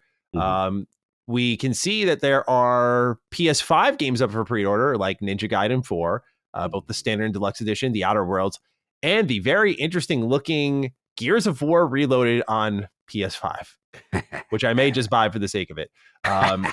He writes, though, that VGP will not carry Xbox Deluxe versions because they are a code in the box.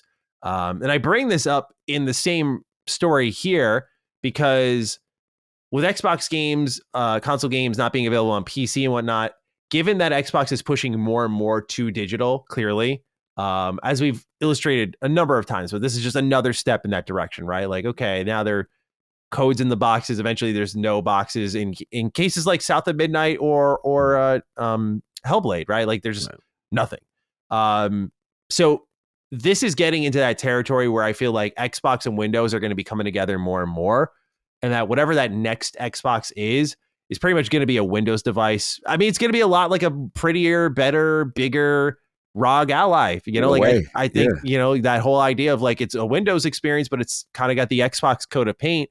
And this allows them to simplify it. I would just say one SKU. And so you don't have to worry about like, you know, do we have a console version where like you're kind of making a PC version that fits all of this hardware retroactively. And so I think by digitizing their future games as well, you're going to be safe, even if it's unfortunately, Jay Reed, for you and I, we're like, I don't buy Xbox shit physically. Like I just don't, because I know it's literally pointless. I haven't bought a physical game from Xbox since 2021, like in the terms of first party, because it was with Halo Infinite. Like that was the one I didn't buy. Did I buy it? No, I bought that digitally. Yeah. But that's when like half the game was on disc and I went, fuck that.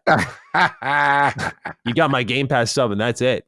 You know, so overall, like I think everything's trending toward you won't lose your library, but you're gonna lose something.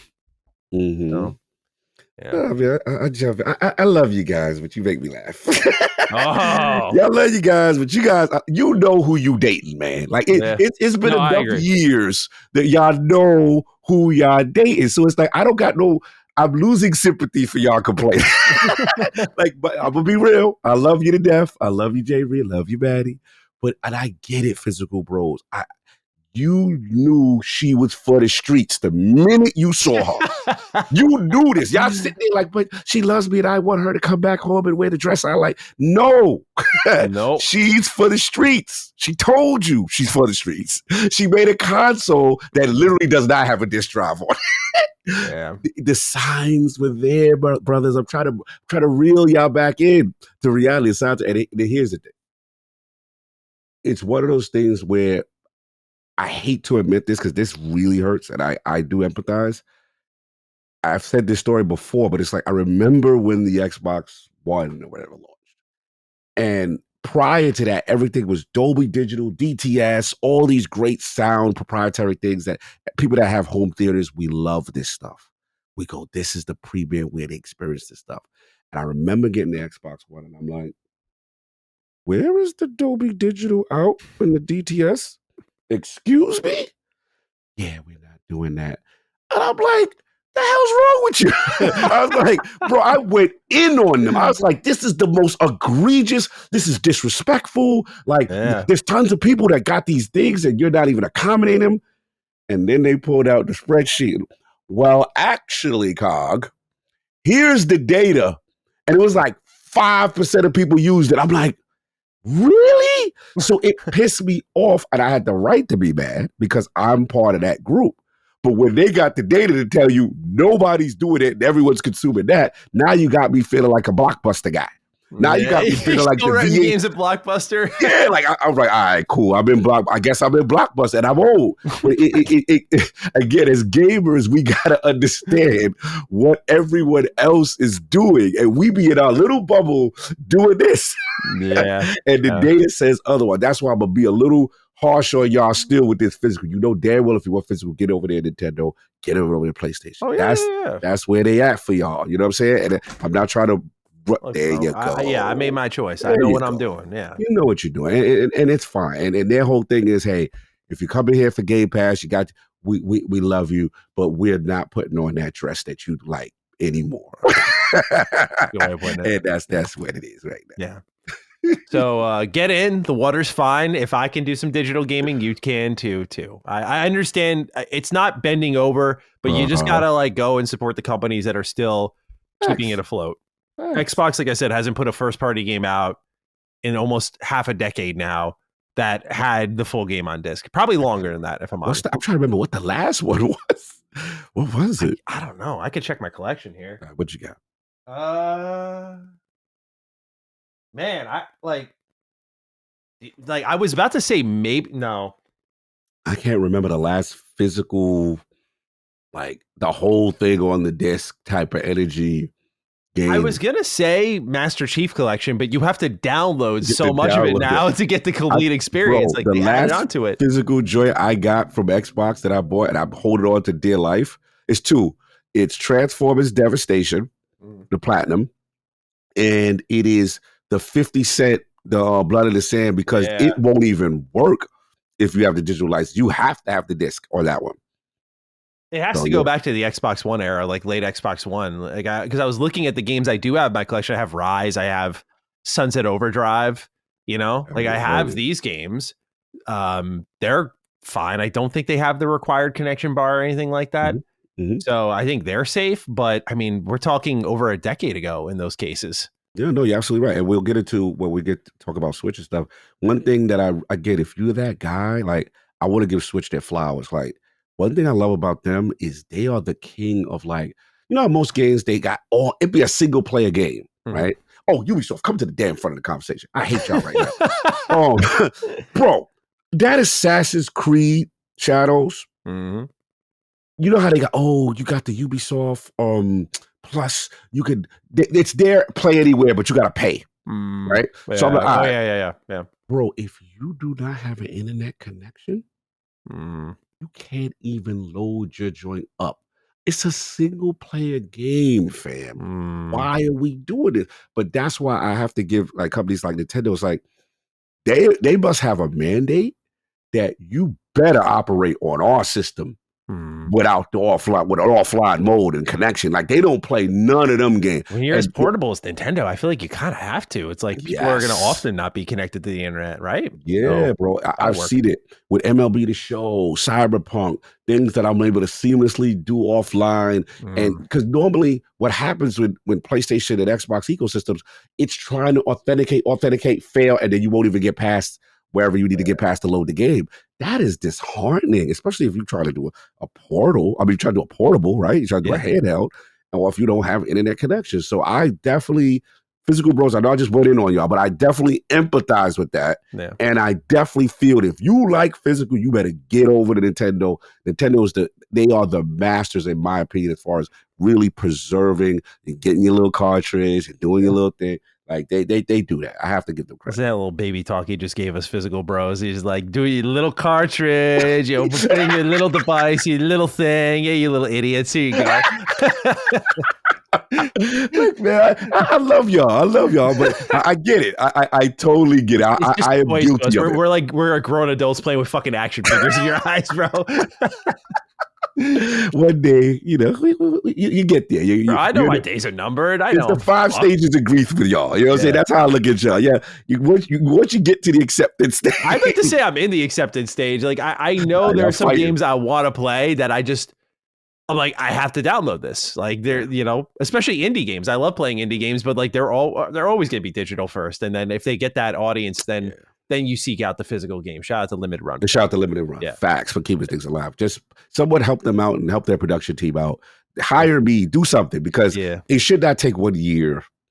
They've gotten better, but it's definitely still slow. You still have to be like in my experience, I still have to be very calculated. Like, because with the Sonic racing thing, they announced that like they're doing the physical copies for it. And there's that moment of like, yes, because this is going to be sick, but fuck, they're doing it. Like, so but they also had something else on their website that I wanted to get. And I had to put two separate orders in, because when you combine the orders, like I did for, I think it was the Doom Master Collection and something else. Let's say something's coming out in May and something's coming out in September. They'll send you Doom with your September order. So that's when I lost my shit on Limited Run, because I'm like, yo, guys, I'm like, who the fuck came up with this? Like, send ship when available, please. Yes, please. And so I'm still like scarred by that, where even if they did change it, I don't trust it. I agree. I would totally be scarred by that. So I would just, I'm like, all right, I'll eat the extra like $5 on shipping and another couple extra bucks on tax, and just make sure I get it when I want it. Because I plan around that. I'm like, okay, this is going to be here. Even if it's just for me to stare at it for 5 minutes, be like, hell yeah, bro. I did that with Shinobi. Yeah, I went right there. I was like, pre-order. Shout out to my man Rose Experience. He's like, yo, the link's up. I'm like, yeah, I'm already ahead of you, bro. I've already got my thing, and then I separated that, and because they had it where the game comes out, right? Yeah. And then they had it with the Super Deluxe Collection Edition, Joe Bashar. And I was like, all right, separate that order. Let me get it when the game release, and then also let me get the joint later. You said Shinobi. Are you planning to tell that story at some point this episode? Yes, it's an amazing story. I cannot wait for everybody to hear this story. It's like one of those things where Cog describes it so perfectly. Everyone's gonna have the same image as me in their head. I cannot wait. I will patiently wait until this moment happens. It's so good. Can't wait.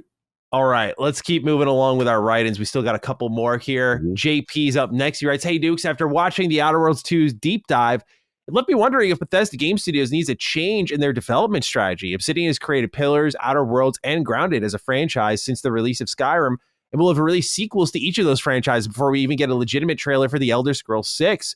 What do you think makes Obsidian so efficient in its game development, and how many more Obsidian games do you think we'll get before Elder Scrolls 6? Thanks, and have a don't let anyone steal your joy kind of day." I love that. Yeah, very good stuff there. Obviously, this is like what's in the water at Obsidian, and it's anybody's guess why they're so efficient. I'm guessing because it's smaller teams. Like that's what we've learned, I think, all these years, and I can at least attest to it. That just we have a small team in my instance, and that's tough to manage. If I even tripled our team size, I think my head would spin. Granted, I don't do it full time, so there's also that part of it. But dude, like I think it's just the scope of these teams and just that communication chain, and just be able to get orders down from the top to the bottom as quickly as possible. And I think since Obsidian, has these games. Like, is it a coincidence really that Pentiment, which was not even like a 10 to 15 person team, was their best rated game? Yeah, that's crazy, bro. Like, is that a coincidence? I don't think so. Grounded finding its way through a small team and, being one of their most successful games ever. I don't think that's a coincidence either. I think Avowed is a perfect example. Oh, this is one of their more underwhelming games compared to what they've put out before. By the way, just speaking to review scores. And but 88 bad. Obsidian's capable better. And I'm saying that like, I think it just kind of shows like that was a bigger team. The project restarted twice. Yeah, absolutely. Multiplayer than single player. The communication is a huge challenge in game development. So my guess is why Bethesda takes so long is, they do things in a really weird manner based on what Todd talked about, where like when I asked him, I went like, hey, do you guys plan on doing smaller games? My hope was like, yeah, we're going to do AA games and stuff like that. That'd be really cool. And he says like, no, if we have like a smaller idea, like we'll put it in 76. I'm like, fuck, why? It's a step forward that they're outsourcing stuff like, Oblivion Remastered, and it ended up doing well for them, where I'm sure just good business is there where they'll, continue to do that for not just Fallout 3, but other games. But Bethesda swings big, man. Like that's just their thing, as they always have. And there's games like Starfield where people will say it's a failure, but if they're looking at just their spreadsheets, they're like, that big swing was worth it. Yeah. Obviously, the games before Starfield, excluding 76 at first, these big swings either work out really well or eventually find themselves to a area of working itself out.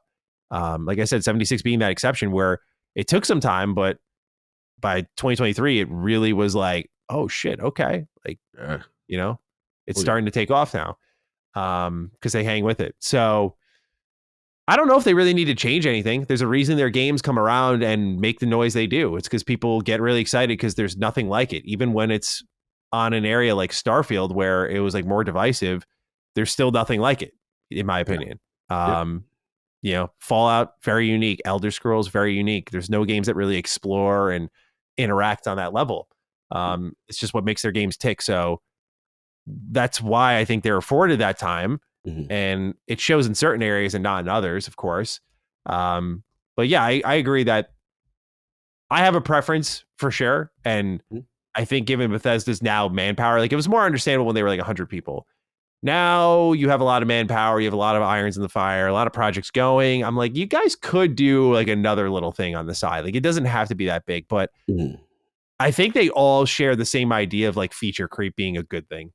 A lot of dev teams avoid feature creep, like squeezing in one more idea, one more thing. And it eats a lot of games up. And I think like we see it in games like Starfield. They just like chewed it up and spit it out a little bit. Among many others, I think Cyberpunk was guilty of it. And it wasn't until Cyberpunk got an additional 4 years that it found its way through all the features it introduced that weren't polished. So I think Bethesda probably tries to start small and then they just can't help themselves. Yeah. And so why not just lean into it as a studio identity? What did Todd say before Starfield came out? He's like, our games are irresponsibly large. Yes, he did say that. Yeah. And so I just think like that's them. And, for better or for worse, it's them. And that's their studio identity. So I wouldn't want to change that. No, I agree. I think it's, you nailed it as far as studio philosophy. I think with Bethesda, it's, the scope is so big. They shoot so big that the victor goes the spoils. If you nail it, right, look at what you have with an Oblivion remake. We'll get into what's going on with that soon. But studios would, oh my God, they would go crazy to have any type of response like that. And what's weird about Bethesda is that when they do hit, it almost is like a live service game. Yeah. That's wild to me. That's how you know the impact of an Elder Scrolls and a Fallout and stuff like that. When they hit, people are acting like we are online playing a multiplayer game together.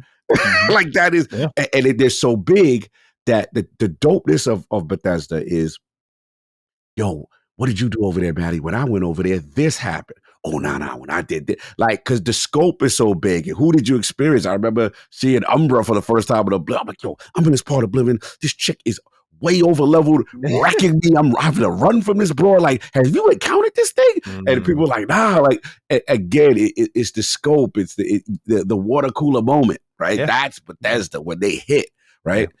Obsidian is like, yo, we are this refined, streamlined studio that we know our limitations. We want to add humor. We want to have fun.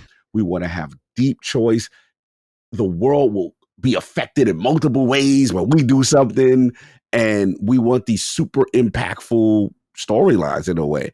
And it is just a design choice. And I think a lot of us want Obsidian to go big and just to see what that is. I think for the people like you yourself who are disappointed, your disappointment at Valve had nothing to do with them not going big. Your disappointment with Valve was like, hey, you guys, too big in Avowed. yeah, Was huge. right, yeah, that's true. They did go a little bit. You're right, and they regressed on core things that we know them for, right? Yeah. But overall, it is interesting to see like when you have a strategy like this, you could produce. See, the thing that sets Obsidian is that I can't front, bro. No disrespect to Bethesda. A genre game. Yeah. Anything we can do when we put our mind to it, we could jump into space and potentially dominate the space. You want to do survival RPG? We could do that. We want to do Bible stories, parable the game? Oh, we could do that. You know what I'm saying? You want to do hardcore RPG? You want to get us our take on like medieval. You want our take on futuristic folk. They've got so many things, and then there's more stuff in the tuck that they got cooking that we want to see from them. So it's just two design philosophy. I like using a little friendly competition between those two because I love them so much, both of them. But I've learned to accept them for who they are, faults and all on both sides. And they're just amazing that both of them are part of the Xbox Game Studio family. And it speaks to my sensibilities as a gamer because I like the type of games that these two make the most. Like, to be honest with you. It's so interesting because Bethesda Game Studios is like 400 or 500 people now, right? And one team at Obsidian, that 100+ person team that worked on like Avowed or now Outer Worlds 2 is what the full team size of Bethesda Game Studios used to be. If anyone needs an idea of like just how big gaming has become and why these budgets are huge, it's that right there. Like, so I like how Obsidian has broken it up because they give them, I just think because Bethesda's been uniquely afforded, I get why they do it, but more companies I think should function like Obsidian because you just give yourself more chances to succeed and more chances to break out. Like you try Grounded while you're working on something else. Like no doubt a Pentiment's not going to make you a lot of money, but you get to keep a Sawyer around, which is like invaluable. Right? Like when he goes, I wonder what happens. Like that wisdom, that experience, that leadership, guy who's been there, done that a bunch of times. I wonder that. So it's like, that's something that just, go let him make his fucking game, whatever. But like when you keep trying and keep chipping away, Outer Worlds 1 was a huge success. Grounded, huge success. So I think more companies should function like them. I think they got the right idea. Yeah, for streamline and productivity, there's few that could mess with Obsidian. Agreed. All right, let's talk about Halo a bit with It's Shane Bailey. Good day, Dukes. Matty, in the last 2 episodes, you've made a reference to the next mainline Halo game, i.e. the game that would follow up Halo Infinite's story. I must ask, and I actually never considered this is a great write-in, considering Xbox's shift to publishing its games on PlayStation and Switch, targeting audiences with no history of playing Halo, do you expect Xbox to continue Infinite's story with a sequel game when a huge portion of the player base won't have the slightest clue what's going on? I don't think they will. Similarly to what we're getting with E-Day and not Gears 6. While the Coalition has said they're not abandoning Kate's story, that doesn't necessarily mean the story will be concluded in a full sequel. As sad as it is to say, I expect it'll be wrapped up in a comic or novel, and I expect that the follow-up to Chief's story to be treated the same way. If E-Day and CE Remake sell gangbusters, I think the Eye of Satya will be focusing on milking nostalgia for all it's worth, meaning E-Day sequel and remakes for 2 and 3, and perhaps an ODST follow-up. What say you about this hypothetical future? Have a change its name to Neverwild kind of day. Very good one. Hey. Yeah, this is good. I never thought of it this way, but I think your logic is very foolproof. Like, why wouldn't you go this route, especially since we know, based on Tom Warren's leaks, that one of these projects is a Combat Evolved remake? Why wouldn't you keep going this route, right? Of just like, you're starting everyone from the ground up again. Xbox fans get to enjoy a classic in a new way. But those new fans on PlayStation and Switch get to have the novelty of Halo on their systems on top of seeing the story grow. mainline though, what do you think about that? Do they restart that and say and do like a Mm, new modern Halo story? I don't know, bro. Like, yeah, yeah. does porting Infinite solve that? It's a good question. I'm with Shane. This is where I've been kind of pivoting. I've seen the light after the Gears Reloaded situation, and then obviously the rumors of what Halo's potentially could be doing with the 25th anniversary, and I see it as a situation where now that the Ayasati is here, you're gonna get milked, bro. Pause. We're milking you, bro. Pause.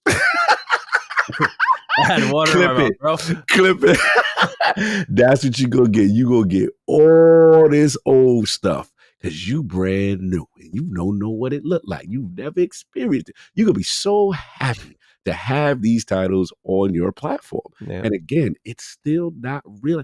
We're gonna get into what we're playing. We keep forgetting that the Nintendo Switch 2, hello, Yeah. exists, right? Yeah. And guess who's going to also get milked, bro? Like, that's Satya's not playing right now.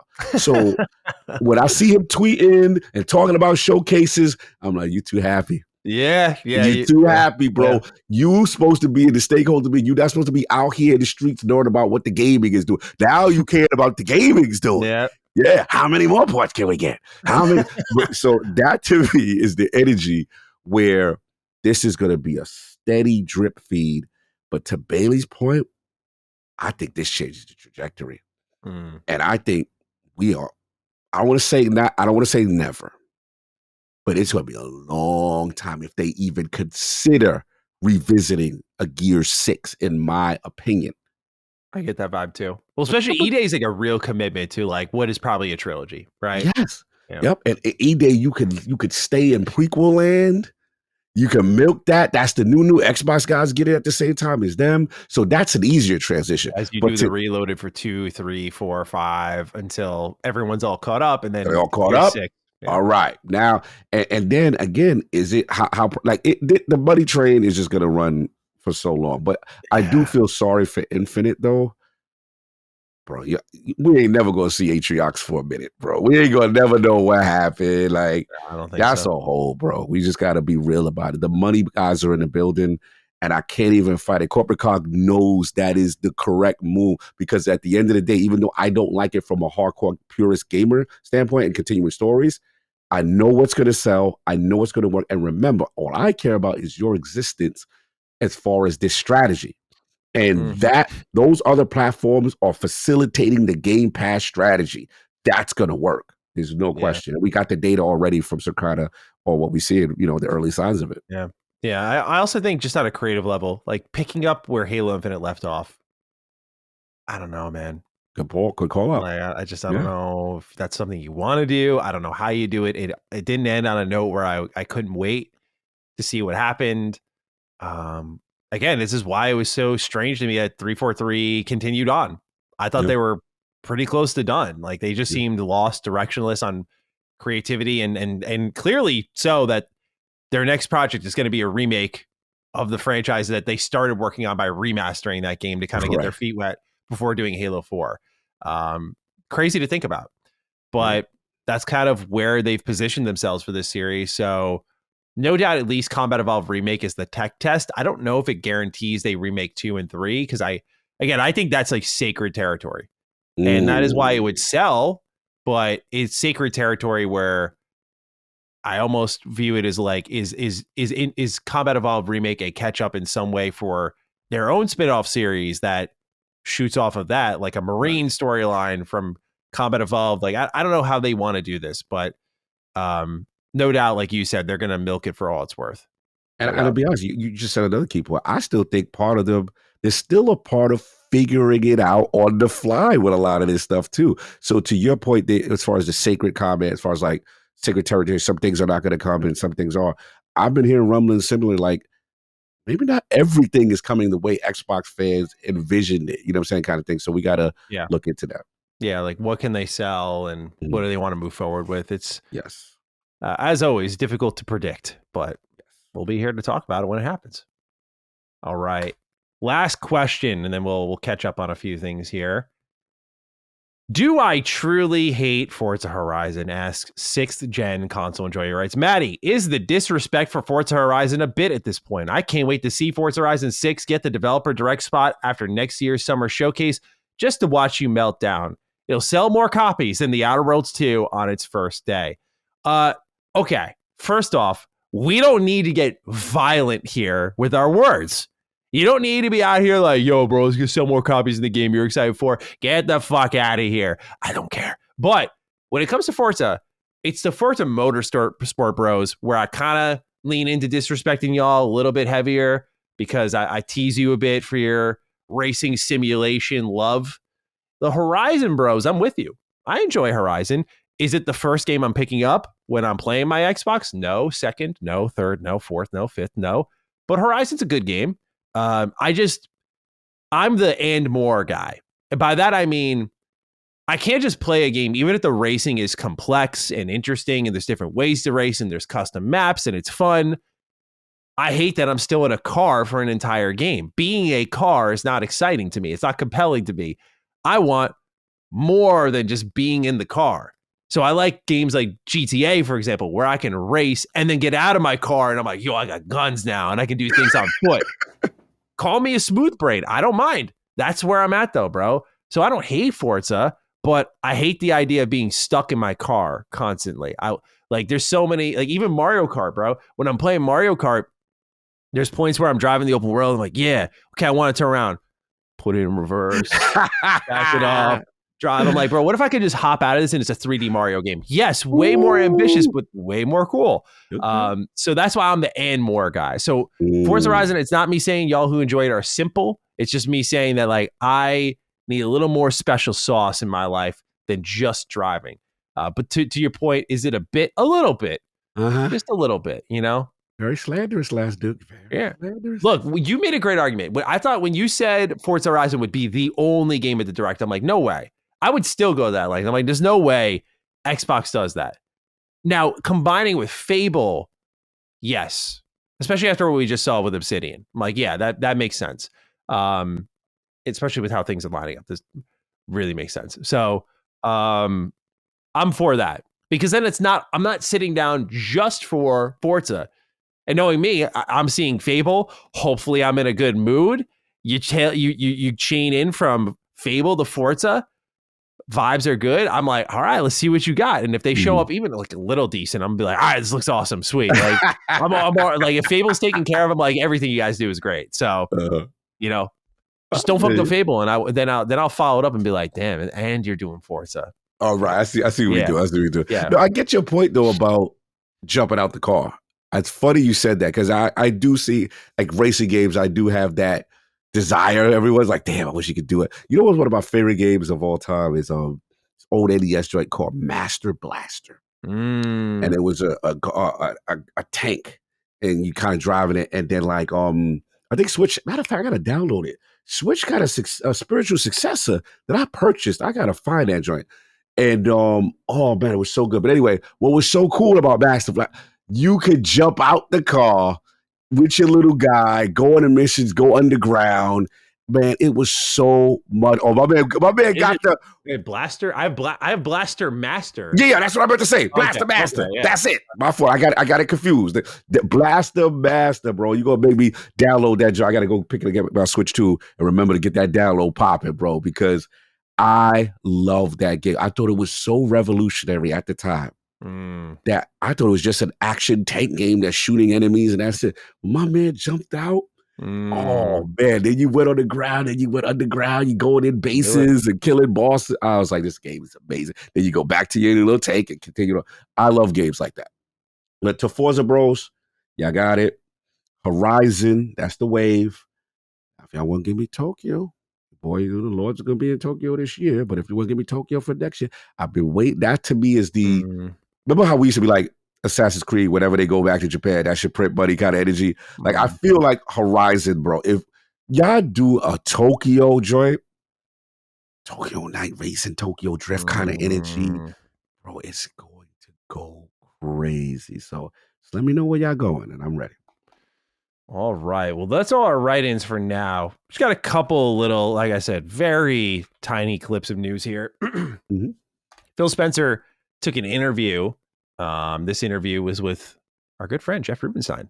And he was talking about the Xbox and Windows team. And he said, quote, "I've been at Microsoft for a couple of days, and I would say this is the tightest collaboration I've seen between the gaming organization and the Windows team in my 3 decades at the company. It was really amazing to see the teams focusing on opportunities for us to make the experience better and working really as one development team to realize that," end quote. So this is just our way of putting into the show and letting you know that that unification is a strong goal of theirs. It does not stop at the Ally. Your console will become infected with Windows. Just wait. Just wait. Cog, any thoughts on this? Yeah. This is the synergy. This is the conversations that were consistently drilled into my head at these behind closed doors things with the Xbox, the Rock, Ally X, and the partnership. They are looking to continue to integrate Windows into everything, and then obviously what we know about the rumors potentially of the next generation console experience, we are going to expect similar type of integration. So they're working tightly with Windows. There's no question. One of the questions you might have after seeing the Xbox game showcase is, why does Grounded 2 even exist? Well, that is the name of the article here from IGN. They had the interview. Let's read. "There's a handful of different reasons, but I'll focus on a few of them," answers executive producer Marcus Morgan when asked why Obsidian made a sequel instead of just continuously updating one. "Thing number one was we started Grounded 1 on the original Xbox One, and we were running out of room to actually physically get things into the game. And so if we wanted to add any more content, we actually would have had a hard load to expand the game. And that ruined the concept of being really immersed and really being in this continuous space." Morgan goes on, pointing out that the team had told a complete story in Grounded 1, beginning, middle, and end, and wanted to do a separate complete story in sequel form. But finally, there were bug mounts, or buggies, as Obsidian proudly calls them. We had already prototyped out making multiple creatures in Grounded 1. The challenge, though, was we didn't design all of the spaces to match that new style of play. You change the speed of traversal, you have to spread out the distance between points of interest, how you handle over lands, how you handle interior spaces, how you handle environmental hazards, all that stuff wasn't really thought through, so we needed to make a whole new space to really let things land, and that's why the game's so much bigger. Obsidian isn't making Grounded 2 alone. The team is partnering with the developer behind Guardians of the Galaxy, Eidos Montreal, for co-development. It's a partnership which Morgan praises highly for how well the teams have worked together and describes as co-development in the truest sense. He explains that Obsidian initially reached out to Xbox's central team to ask for help finding a studio partner for Grounded 2, but it was the second-party partnerships group who responded and suggested Obsidian speak with Eidos. Turns out the studio had a lot of big Grounded fans on board, enough that it was the Eidos team who selected and refined the premise of Grounded 2's story and antagonist. That was enough to sell Morgan and his colleagues on Eidos as a co-development partner. And no, Morgan does not think Obsidian and Grounded specifically are standing in the way of a new Deus Ex game. So yeah, I thought this was just like a really interesting read there, not only with the co-development partnership, but just like how big they're trying to make the game and why they chose to do Grounded 2. Because again, when I said earlier in the show, Grounded 1 was enough. I was like, oh, why are you guys doing a second one? What does that entail? But this makes it a little more clear. What do you think, sir? You're a little muted, by the way. Or a lot of muted. Thank you. I don't know why I said a little muted, but you're muted. Yeah, I'm a lot muted. Sorry. Yeah, you're not muted. No. This is on brand for what the vibe I was getting from them. I actually got a chance to talk to Marcus Morgan extensively after I played Grounded 2, and this was the vibe. They definitely wanted to get a studio partner help. Now, which I didn't know, which IGN was able to extrapolate, was that I did not know that a lot of the reason why they shut down on Grounded 1 was because of the memory constraints and limitations with Xbox One. I forgot it was a cross-generational title. I always forget about the old gen. So, yeah, that makes sense. And the number one feedback they got from every playtest, everything, was mount, or what they're calling the buggies, the people where you're mounted or you tame an animal, and then now you're using that. And I don't know if you want me to get into Grounded now. You want me to get into what I experienced later? You let me know. Yeah, but, we're talking about it. Yeah, bro. I'm gonna tell you right. It's a game changer. It's a game changer. Listen, I've come full circle on Grounded, but I am super hyped for this game. Like, this game is fun as hell. So basically, they basically said, okay, with the narrative, we are continuing past what happened at the event where they're using a narrative beat where the kids got shrink and they shrink and they lose their memory, right? Mhm. So you have to find out what's going on with the Burgle situation and a couple other things that has happened. And now it is outside of that backyard and we're in this new space. But he said the reason why the space is so big is what they kind of alluded here in the IGN article is that the number one request and feedback from all the play tests was buggies and mounts. So now they've got multiple creatures. They got ones that are kind of like I was able to use one that was like a red like an ant, right? And you get, bro, it's super dope. You mount it, it's like your little vehicle. You know what I'm saying? You could pet them, you know what I'm saying? And in the beginning, you could do stuff like that, and they work with you. But the dopest thing is I got in a beef with like a spider. You could jump off your mount, and your mount could be fighting with you against the enemies, right? And then they got mounts to specific insects that are really battle style mounts. Like there's different hierarchy of them. Bro, you got that. Graphical glow up is there. You still got the narrative piece. Obviously, the 4 kids from the original one are there. I like that every time you go into a new area, they're kind of talking, giving you that narrative beat about what's going on with the next quest and stuff like that. Of course, the analyzers there. Raw science, all the stuff that we love is there. Streamlined, super dope. They gave me 2 saves. One at the beginning to kind of get you a feel, tutorial, stuff like that. Then they gave me one in the middle where you kind of have more, I would say, end game things. The thing that really impressed me is there were like 4 archetype builds to choose from. Like a thief, like a thief, like a stealth. Kind of like an assassin class, based on what I saw at the developer direct. All out of play. Now, I went with the mage, which had like this wand-like thing that was shooting poison from across the map. Like I took the venom from a spider, and now I'm doing, and I can like poison and freeze enemy. It was crazy. So now I asked, RPG then? We getting a little bit. Now I asked him, I said, are we locked into archetypes now? And he said, no, you can mix and match. There was another one that was kind of like a tank where you were like super armored up. So you're going for a very tanky build. Bro, the potential of this is, bro, let me tell you right now. If they nail it, not only they got a hit on their head, the thing that's going to be interesting to me, because again, I'm thinking about the big vision, when Nintendo fans get a hold of this, I am telling you, like it screams like I should be playing this on Switch too. I spoke more about the system. I asked him very detailed questions about the the learnings from part 1 to part 2. And also one thing that I got to give him credit is one of the best save systems as far as save states, right? And then how, these guys, but we know Undead Labs, or these guys kind of peel from them, stuff like that. All that's going to be going in. Cross save, cross progression. They talked about the Idols partnership and how they wanted to, get some help to get this thing going. They seemed very synergistic with their Idols was there. I think a representative was there for that. But Marcus, look, I like the energy. He's extremely passionate about the game. I had to fully about like, bro, I was hating on y'all from day one. Oh, he talked about that. I was like, look, I like y'all, but I was like, that ain't it, Obsidian. I don't know why y'all did that. And he was like, yeah, he said, it's so funny coming into a dev cycle because the first time around, they was getting dogged, just the announcement of the game. Yeah.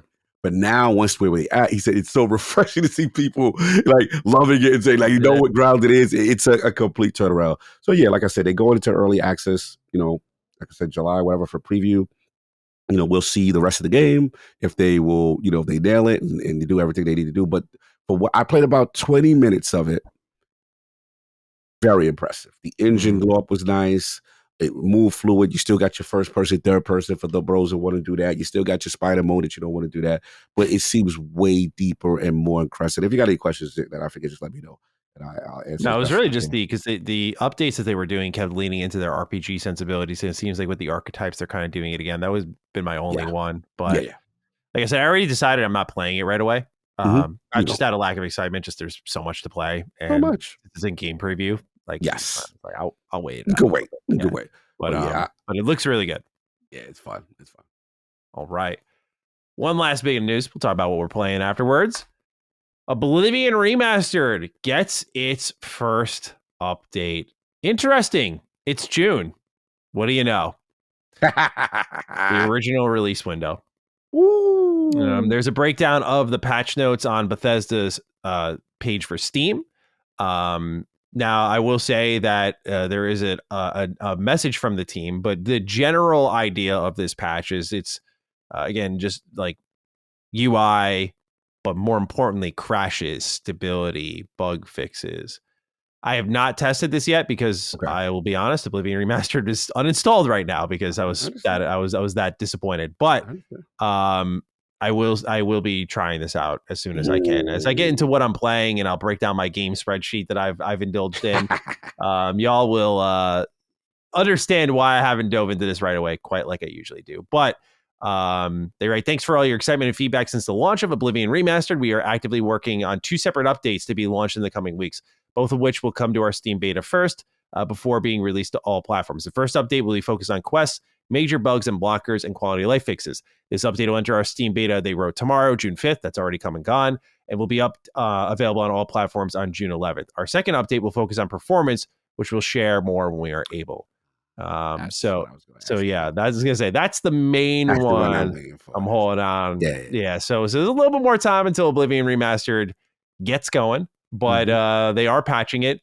And so the reason I want to try it out now, though, is because I'm like, okay, given that I think this was your launch window, what was this game actually supposed to launch like? What bells and whistles were going to be here that and what like performance was I going to be messing with here? What crashes was I going to be messing with here, if any at all? That I was really curious to see. So I will be diving in to check that out as soon as I can. Ooh. All right. Next up here, Cog, what we are playing. We both have a lot on deck here. Where shall we begin? So much to talk about. So much. I noticed we're playing similar things too. I was like, okay, it's funny. You played that, I played that. Yeah, I mean, I guess we can start it off with being in Xbox, everything's at Xbox. You want to start off with our Switch 2 impression? Yes, let's talk Switch 2 here. We do have a write-in to set us up. It's RK128, Lord Sonic. Whoa. He says, hello, Switch Miss Dukes. Second write-in, but one that I felt was important to ask. It's Switch 2 time. Since you both own one, what's your favorite game to play on it so far? Are you enjoying the upgraded hardware and more premium feel over the original Switch? And what are your thoughts on Xbox being completely MIA from the launch lineup? It felt amazing being part of a midnight launch for a new console kind of day. I agree completely on that last part. My guess is that Xbox did not have dev kits. I feel like Nintendo was keeping them away, keeping everyone away on that. So that would be my prediction, RK, on. I 100% agree with that as well. Yeah, because it made no sense for them not to be there. Yeah. So I think in the way Nintendo moves, they keep things under wrap. You ain't leaking now. We know how you do. Yeah, we know how much you do. They saw the FTC stuff and they went, y'all are still using the Bethesda leaks. So we're good. We're good. Exactly. So Switch feel, Matty. How we feel it? I'm loving it, dude. Like, it's just, for me, it's the back compat machine. Just every game I've fired up on it, I've been really impressed with, because I bought a lot of games on my Switch, but a lot of them recently that I've bought, I kind of did so with the intention of when I get an upgraded Switch, because originally around the time that I was picking them up, I'd say like the breaking point for me was like Pokemon Scarlet and Violet and Hyrule Warriors Age of Calamity. Like those two games combined, I forgot when Hyrule Warriors came out, but those two games combined were when the rumors of a Switch Pro were floating around. I said, okay, I'll hold off until we get a stronger Switch 1. Then that turned into the Switch 2. And I was just like, all right, these are shelved until the Switch 2 comes around. So that's come around. Those are the main two that I was kind of kicking around on my Switch. I'll talk about Mario Kart in a little bit, but really it's the back compat and just the stability it's offering these games. Like loading time is way quicker, way quicker. Games are not dropping frames constantly. Some games that aren't ready, like supported directly to take advantage of the hardware, run at 60, aren't, like, Hyrule Warriors isn't running at 60, but it is running at a steady frame rate finally. So just by romping through all the fights, it's a Warriors game, a Muso style game that I can tolerate. And obviously, with how many enemies are on screen, abilities that you pull off in those fights, that stuff is important. When it comes to the Switch 2, though, like Switch 2 games, the Cyberpunk port is really good. I've been playing that mostly in handheld, and I'm impressed with that. But I will say Mario Kart World is a lot of fun. At first I was a little underwhelmed, because while I was going through it, I did the Grand Prix at like 100cc. Yeah. knocked out all the races. I'm like, all right, this is kind of a snooze fest. Same old, same Yeah, old. I did the open world after. I'm Mm. like, okay, I kind of just have to like needle in a haystack this entire open world and find like random P buttons that start challenges that are like really easy. Yes. And find random ass peach medallions or like question marks that I just drive over and that's it. I'm like, okay, like this is, I'm like, oh boy, like this is, I'm not really having the best time here. I do knockout tour. I'm like, all right, this is more fun. Mm-hmm. But then I go online, get a couple of friends together and I go online. I haven't done. And break it down. I just think it's so much more fun because it's so much more competitive. So you're pushed by the game to see everything around you. I realized I was playing it like Mario Kart 8 and not like Mario Kart World. So when you start using the wall riding and the grinding and the amount of shortcuts that you could find in these maps is really impressive. But you don't really see that until you're playing with other players. And like, it's brutal out there, bro. Like you will get shelled once if you're like in 4th place. And because everyone like is right on your ass, it's brutal. You just get dropped all the way to the back. And everyone flies by you. And I raced for like 4 hours straight with friends. And every race, like you get hit, you're like, fuck, bro, I gotta work my way back.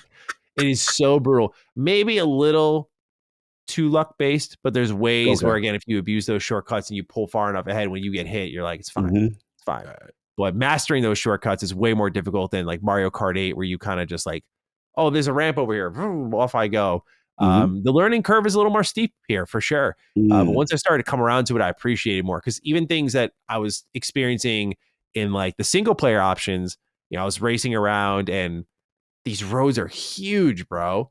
And none of these other racers are near me. I'm like, this is way too big, I think. But then, and I actually felt that way walking on my Switch 2 preview where I was playing with other people, but I guess I was playing with like better players now or something like that, where now everyone's like up on top of each other and like racing and trying to fight for room, that these roads are actually just perfectly sized for the 24 player races. So as an $80 game, I'm not like thrilled because this is a game that, you know, like the open world is really the most underwhelming part. Once I went online, I really started to fall in love with it. I have like 15 hours in it now. And it's been a really good time, but most of that's come from online play.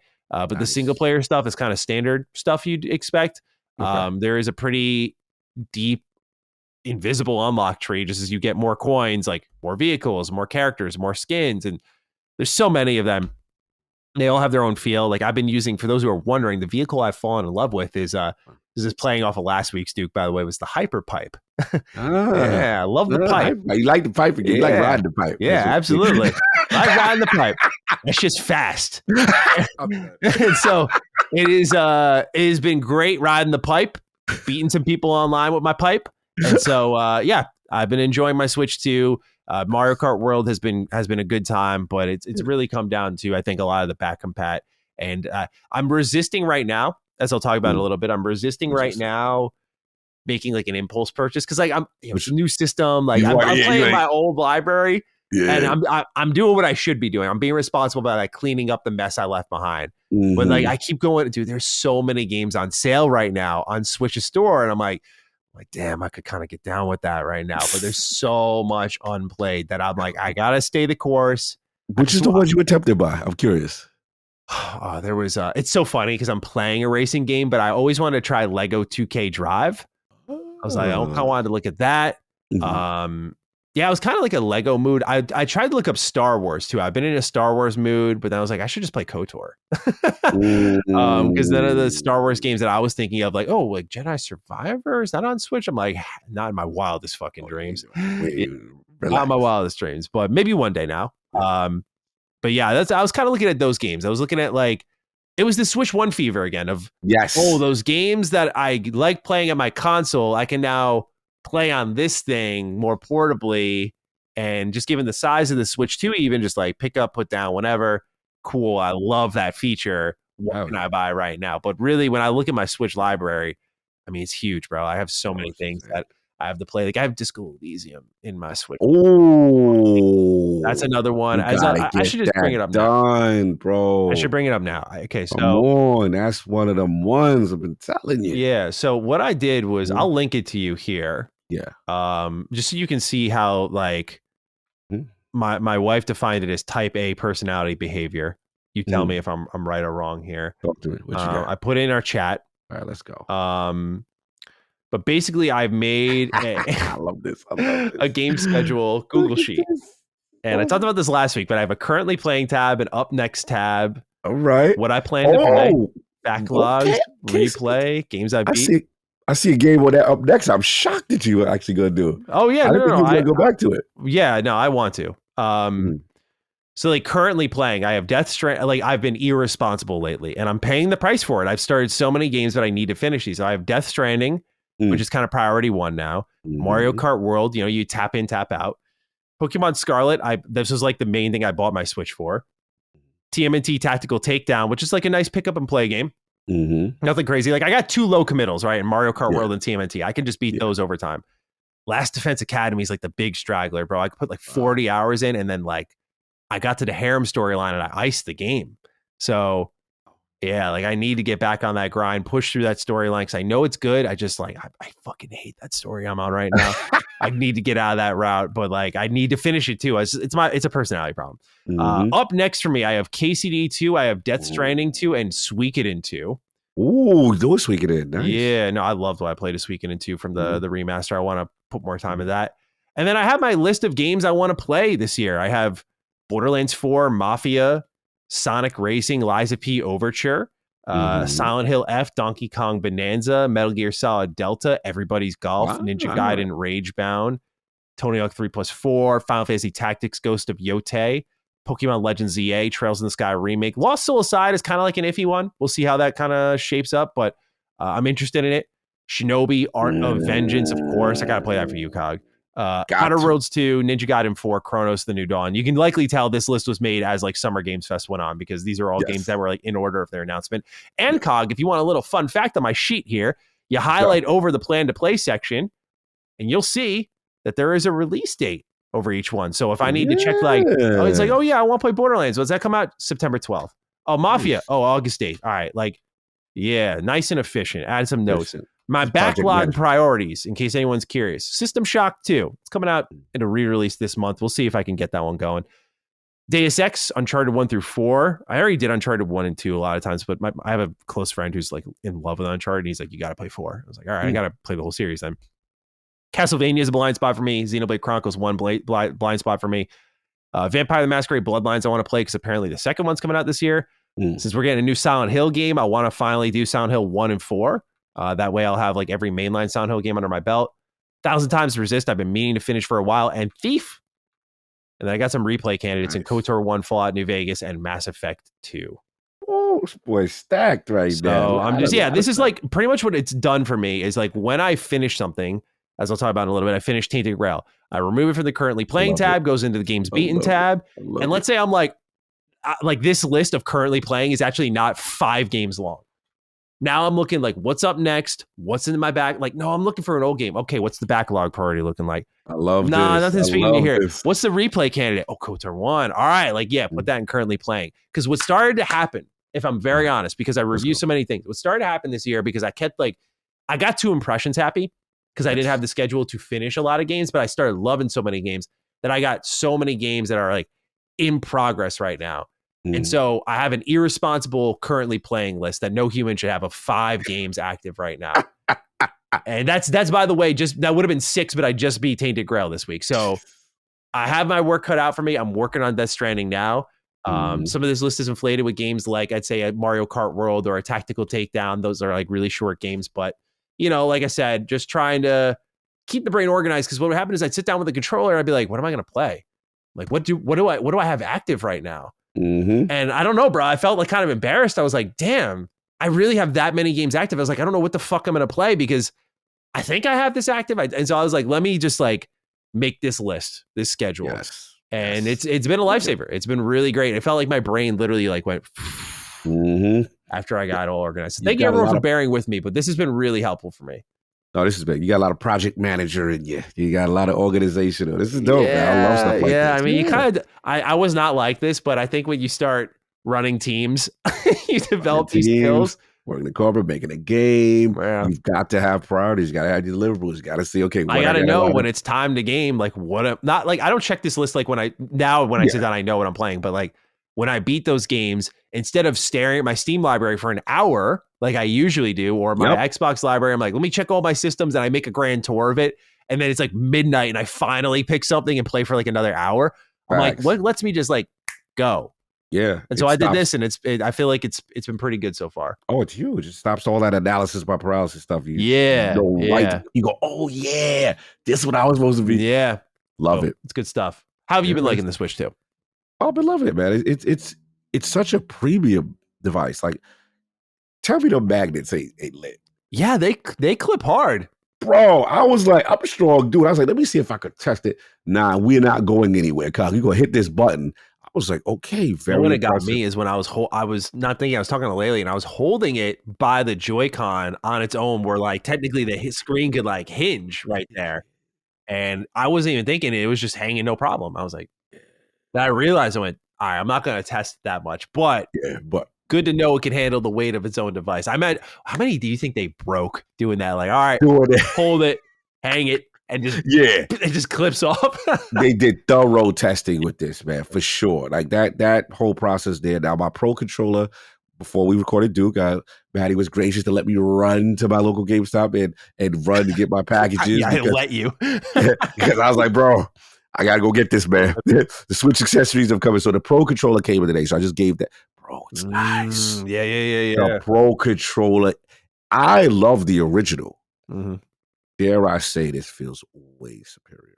Oh, it is. Yeah. The original. It is nice. So I got that going on. I got to pick one up. I've been using my original, but that one, when I used it in the preview, I was like, damn, this feels good. It's the like grips they have, like the grip. Then they got the back buttons on the bottom. Yeah, for extra functionality, stuff like that. Yeah, it just feels good in the hand, and it's not as large as the like a Elite controller or anything like that. It's a little smaller, but it's a very ergonomic fit that feels nice. So I got that.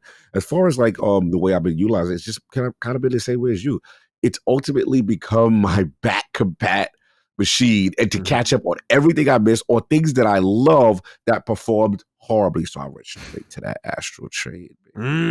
Yeah, we were talking about that last week. Tell you what's our joint? I forgot what we call the mythical creatures that we are chained to. The Legion. Legion. There we go, bro. I remember when you use the Legion, you do your combo, and then you'll get the little glow, and then that's when the Legion come in, and then you could finish the combos, bro. The seamlessness now, and no frame drops and no hitching. Astral Chain runs so much better. Now, mind you, this is not patched. There's no enhancement. This is the natural backward compatibility performance of the Switch. And that's the theme throughout everything that I tested. Tested that. Marvel Ultimate Alliance. Test on 3. Ran amazing. All 4 characters on the screen. No hitching. Also, it used to bug out when I used to pick a character like Miss Marvel or any character that could fly. You got me installing. Yeah, we go, baby. That's like, I'm surprised that wasn't like the first thing I thought of, but yeah. Bro, that Astral Chain hit better, hit different. Yeah. So I was seeing that. But Marvel Ultimate Alliance 3, I remember certain specific things. Again, you take a flying character, the map would kind of scale out, get a little framey, get a little hitch. Smooth as butter right now. So you got that. What's crazy is what I have to test out is I still haven't tested out game chat and any online stuff at all. Yeah. Have you tested that? Because I haven't tested it at all. I want to put that through its paces, but I'm waiting for it's just so much easier to use Discord, my friends. I have Switch Online for their back compat library. As like I saw a game chat. I was like, bro, I haven't used like a party chat feature in like since 2019. Fair enough. I gotta put it through the pace just to see it once that comes through. But did you get a little Connect camera with it, you know? Yeah, I'm waiting for that. That's supposed to come tomorrow from Target. Got it. Oh, bro, we gonna see what's going on out here. I respect the dedication to figure it out. I saw that. I was like, no. Bro, I've been through the Connect pack in with Xbox. No, I'm okay. Brad makes funny. Early adopt the cog is here. Yes. I gotta put everything through its paces. I gotta see. Thorough. Yes, I gotta see what you're doing. I got my shout out to GameStop who gave my 1 terabyte memory card away to someone else that I pre-ordered. And now had to make it right, even though they don't have any more in stock, and give me a 512 for free and then give me store credit because I still was using any SD card. So I was able to get that. Now I can transfer the rest of my library over because I still got more games to put through testing. I got to get the SSD myself. Yeah. But to the over thing, as far as the only thing I would say is whelming for me was, look, Mario Kart is cool. Don't get me wrong. I didn't get to the online portion that you said, but I was kind of into like, all right, this looks good. The track design is dope. It's fun. But I'm like, all right, 50cc, 100cc. Okay. So I need to keep playing to get. It's not that Breath of the Wild, like, it's not hype. It's not missing hype. that moment. Like, I remember when I got Switch One and I had that Breath of the Wild. Oh, I will say the little $10 upgrade was kind of hitting. Oh, you tried it out? Yeah. I didn't want to. Yeah. I did. Listen, you good. I just had to do it because Breath is my favorite joint from them.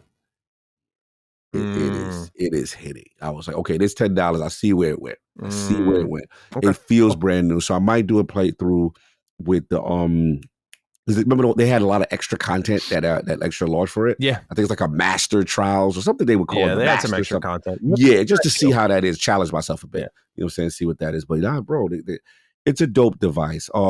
Nitpick, bro. Tell me this ain't true. Don't you feel like Nintendo just learned how to use QR codes for the first time? Yeah. Bro, everything you do, it'd be like, all right, I hit remember me so I don't have to do it. Hey, QR code scan again for everything. I'm like, bro, would you stop with the QR already? Yeah, I get it. You're securing your stuff, Nintendo. You've learned how to do this, but it's clearly they got a new thing and they don't know how to associate Xbox with the QR code device. Like, I think they QR code the shit out of me. Where like they're just on lockdown because it's Microsoft, right? So yeah, but yeah, I have to admit this was Nintendo way more definitely, yeah. But yeah, that's pretty much been my experience with Switch 2. But the other thing I found underwhelming was the I know the UI was simple and effective, but the fact that it's like exactly the same, I'm like, it wasn't that good. Like, you could have added themes for this generation. That would have been really cool. Been nice. There's literally a tab. It's also on the first Switch called themes, and everyone looks at it like, oh yeah, this would be a great place to like buy things or, add things in from like little gifts that games give you. Like, why is PS4 the only one who seemed to get that? And Xbox, has their own themes. Like, I just, I was a little disappointed by that. Yeah, I agree. Sound effects. Yes. There's just something about like when you're like, hold on, I have my Switch on now. So I'll put everyone through a little Switch ASMR. Hold on. Some of my favorite sounds. Listen to that, bro. Tick, tick, tick, tick. Yeah. It's like, so like, I just, and also did you hear the setup music for this thing? I did not. Oh, bro. I was like, you were vibing? It was like the first time since like the Wii menu where I was like, oh, whoever did like the system music just like was a masterful DJ. Like, they cooked the whole way. It was chill. It was like lo-fi. It was really good. I don't know if it'll be as iconic, but bro, I literally sat there while I was like system transferring. I was like, damn, I hope this doesn't like go too quick. This was on launch night. I'm like, oh damn, this fucking sweeping me away right now. This is good. Hell yeah. That reminds me of who's got a Astral Chain in the police station. I forgot that. Oh yeah. Bro, that beat is a vibe. And then they got a little chick humming while she's in there. I'm like, oh, this is lit. Yeah. I feel like I'm about to order me 2 lattes or something while I'm up in there. Like, it's a vibe. Yeah. Astral Chain's a literal vibe. That game, Cyber Cops and that crazy like EDM sort of police station music. It's so good. So good. Yeah. But yeah, Switch out to Switch 2. And last nitpick is these download speeds. Yeah, it said 22 minutes for Astral Chain. I'm like, damn, it's still kind of slow. It's improved, but it's kind of slow. And even when I put it got Ethernet on the dock now, right? So I'm like, all right, I got you. That's Wi-Fi. Let me, like, damn, this joint is slow still. So yeah, they like that. I don't know if it's their I think it's their servers, because I remember Xbox Store had this issue where like you download a game from Steam and you see how much your throw rate is fly.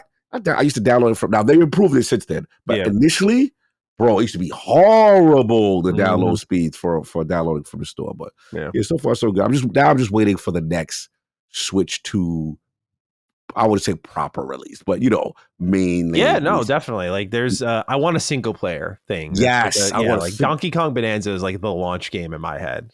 Exactly. Fortunately, it's still close by. I want that Metro Prime, Metroid, the showpiece. Halo. Crazy. So good from what I played. Yeah, that, and for me, Pokemon Legends EA, like, I mean, I just love the Legend series, bro. It's just the Arceus was amazing. It looked like shit, and this game also looks like shit. But I mean, the coziness factor and the focus on catching, very very good vibe. So excited What do you about that. think, real quick before we go? What do you think is the first Xbox game that comes over? That's a fun thought exercise. I feel like it's going to be something we just don't expect. Like it's going to be like Hellblade 2 breaks the ice. Yeah. Yeah, something random. Yeah, you might be right. Like, I don't know if there's any rhyme or reason to it. If they're just like, wait a minute, what are you thinking? Just wait. Is it grounded on Switch? Yes. Uh-oh. He's running away. Dude, I'm just realizing you got Crocs in the background. What in the world? I've been forced. Remember the community, man. Yeah. Road to Tokyo, man. They made me. You kind of like it. Nah, I hate those. They're the worst. You just remind. I want to, because being that their downloads are so slow, it's time to get that queued up. I do want to try Grounded on that, and I'm curious if there was a cross progression. I feel like Grounded is a perfect Switch game. Yeah, no, Grounded definitely has Switch vibes. Hold on. Is Grounded cross progression? We find out. Is it cross progression? It was Grounded. Let's go to cross-platform support. This is from Obsidian's own website. All right, Grounded is available on Xbox, PlayStation, Nintendo. You'll be able to play with your friends. We thought it was a good idea to try to set up cross-play. Yeah, probably cross-play. Cross-platform multiplayer shared worlds, the ability to upload and download playgrounds. You'll need an Xbox Live account. Cross-play sign-in. I feel like there has to be progression with that. Cross progression is a big one, though. That's a big, because now that I think about it, I was like, yeah, it's probably be difficult unless they make you log in with the Microsoft account. Yeah, they do have you logging in with your Microsoft account. I still might pick it up just for performance, just to see. Yeah, you have to link your Microsoft account. Yeah, because I want to try an Xbox game on Switch, because that was the only one that came. That one, Pentiment, I ain't doing, because I already beat it. But hold on, this is Windows Central. This is with cross progression with Xbox and PC. This is from 2022. Okay, yeah, that's the what you call it. Anyway, let me figure it out. Yeah, it seems like at least cross play. I don't know about cross platform. Yeah, probably not. But anyway, yeah, unfortunately. What else you got? What else you been playing? All right, so I beat Tainted Grail. It took me about 30 hours to finish, for those who don't know, because I know Locke talked about it on Summon Sign with Colin. For those who didn't listen to that, it's from a team called Questline. They're a Polish team, and they made this sort of, I would say, Witcher, Elden Ring, Elder Scrolls inspired open world game focused on a dark fantasy take of King Arthur. And the first act is brilliant, both in its story, its setup, its tone, its music. Just the precedent sense, the exploration's really good. After that, there are 2 more acts set on 2 more maps. I will say that Act 2 was the least interesting and exciting. And whoever designed the towns in these games, man, oh my God, please, someone teach them that there's more than one way out of a town. Oh, you serious? Like, the way the mental gymnastics I had to go through, and then literal gymnastics I had to go through to like find shortcuts and exits, and like it's a problem with like a lot of level design that I noticed in some games where they're like, this one staircase will lead you to this one place, and like, check, that's accounted for. But like when your waypoint system isn't very good and you're telling me it's down there and I'm looking all around and there's no clear play testing that was done here to identify like, oh, this is like a place that's easy to get stuck and I don't know where to go to from here to get down to that lower level of the city. So Act 2 was a little bit of a pain in the butt. It was also a little bit forgettable and it's kind of locale in its story. Act 3 was a lot better. I mean, full Skyrim vibes. I'll leave it at that. And the ending was pretty solid. So overall, compared to Act 1, I cooled off on the game pretty hard. It has a lot of bugs and a lot of glitches. It's kind of Baldur's Gate 3-ish, where you play the first act of Baldur's Gate 3 when it first came out, by the way. Yeah. And Baldur's Gate 3, when it first came out, Act 1 was really well tested because they built that with the community. It's also like the biggest part of the game. Then you get to Act 2 and you start to see like the seams pulling a little bit. And then Act 3 in Baldur's Gate 3, it's like all starting to fall apart, like way more buggy. not as optimized, that sort of thing. Not really the case anymore because they've spent so much time supporting it. With this game, I went from like, oh wow, this is like, janky, but like more in the visual animation style and like how conversations are handled, whatever. So like, oh god, there's like quest breaking. I don't know where to go. Waypoints aren't showing up. I had to reload my game, et cetera, et cetera. Like the annoying stuff, just literal bugs, not jank. And that took me out of it a bit. I also thought the combat balancing after Act 1 was not great. I did as much of the content as I could find, and I focused mostly on being a magic character. I talked a lot about this when I was in Act 2, and he's like, you probably are just like glass cannon, like try to rebuild. So I took an origin potion, which is like the way you respect. Kind of respect. And I respect my character with heavy armor now and made him more of like a battle mage, but like his health stats and his health buffs and everything, like his armor rating, perks I grabbed, were all really good. Even in Act 3, I was still getting one-shotted. Damn. And I'm like, the combat is good enough, but when it gets that hard where like one mistake and you're done, like you need to have next level combat where I can react and see this stuff coming. And since like certain attacks from enemies, just you could see it literally like drifting and homing in on you just by the way like they set up their systems. It got a little frustrating at times. So what I did was I easy moded it because I was like, this shit is not fun to play. But I want to finish the game and also like not get one hit. So combat felt a little bit better on that easy difficulty. And again, this is like not like I was skimpering out on content. So yeah, the Tainted Grail, because this is also funny enough, the reason I draw Baldur's Gate 3 as a comparison, it had that Act 1 as the test area. And you could tell because like they worked with their fans and like Act 1 is really good from top to bottom. The rest of the game, like they had to fly true on their own. And you could see where like they had moments where they were flying strong and other times where it was like the plane was crashing and burning. So overall, Tainted Grail is done. Good time. With so many Elder Scrolls like games this year, it's another good one to add to a list that you should be looking into of like, do I play Oblivion Remaster or do I play Kingdom Come Deliverance 2 or do I play Tainted Grail or do I play, I guess this is not Elder Scrolls, but do I play like Adamfall, like a Bethesda style open world game? A lot of great options out there for people who enjoy those first person RPGs. So I would add this to your list to check out. Definitely wait for a couple more patches though and see where the game ends up. But I had fun. Gotcha. Let's kick it over to you. What else are you playing? Yeah, so let's go with The Altars. Very curious about this. One of your most anticipated games. You know how I've been really, my radar's been tuned into this one from the minute I saw it. I was like, this feels like a card game. You're this guy who joins this crazy research project in science. You go out into outer space and everything goes horribly wrong. Your entire team, the ship crashes, the escape pods happen, and everyone has died in their escape pod except you, their crash pod. So you make it back to the base, you try to figure it out, and the game just starts off very cool. It almost has a Death Stranding it's like Death Stranding and Mass Effect had a baby the way you move around the planet's surface. You move around like Death Stranding with the running, except there's no packages. But the world of this planet really looks beautiful. Very Mass Effect, very mysterious, very dark.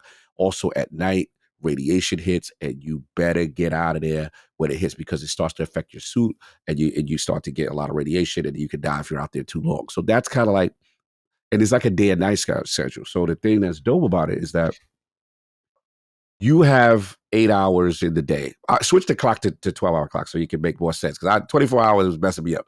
So basically, look at it like this: from 8 to about, about 7 a.m. to about 5, 6 p.m., you're good to do your tasks through the day, which is extraction, excavating minerals, doing things in the base, whatever. And time consistently elapses.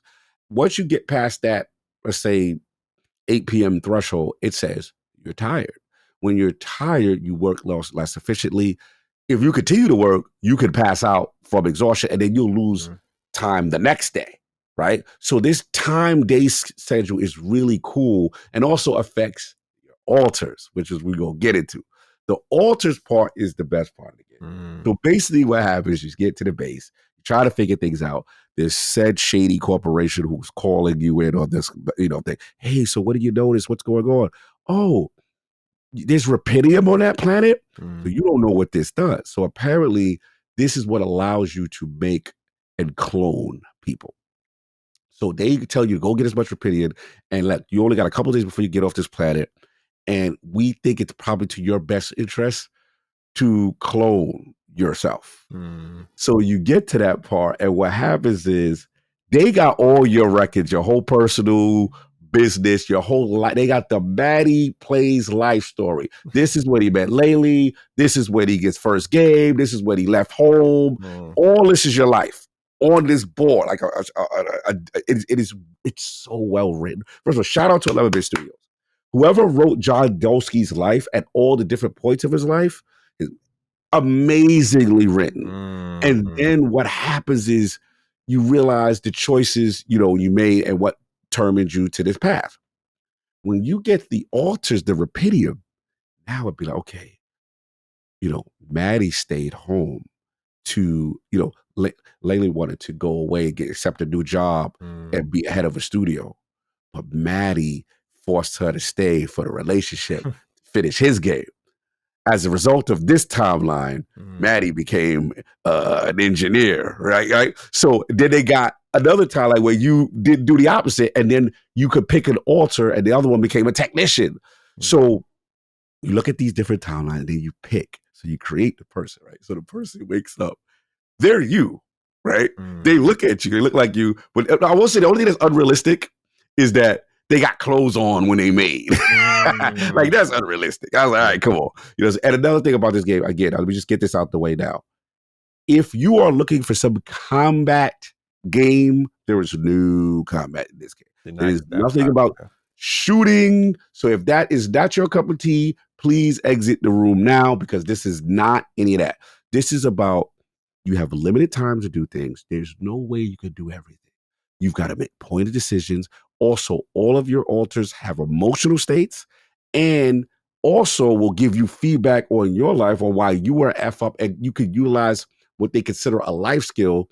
Like, for example, my favorite is the scientist. He's the most pragmatic a-hole ever. He'd be like, look, you got to work these guys harder. We're trying to get off this planet. Put the work hours from 12 hours, and we got to get this thing going. The other guy's like, look, man, I haven't had a good meal since we've been here. You know what I'm saying? We eat mush every night. Bro, please, can we get a decent meal?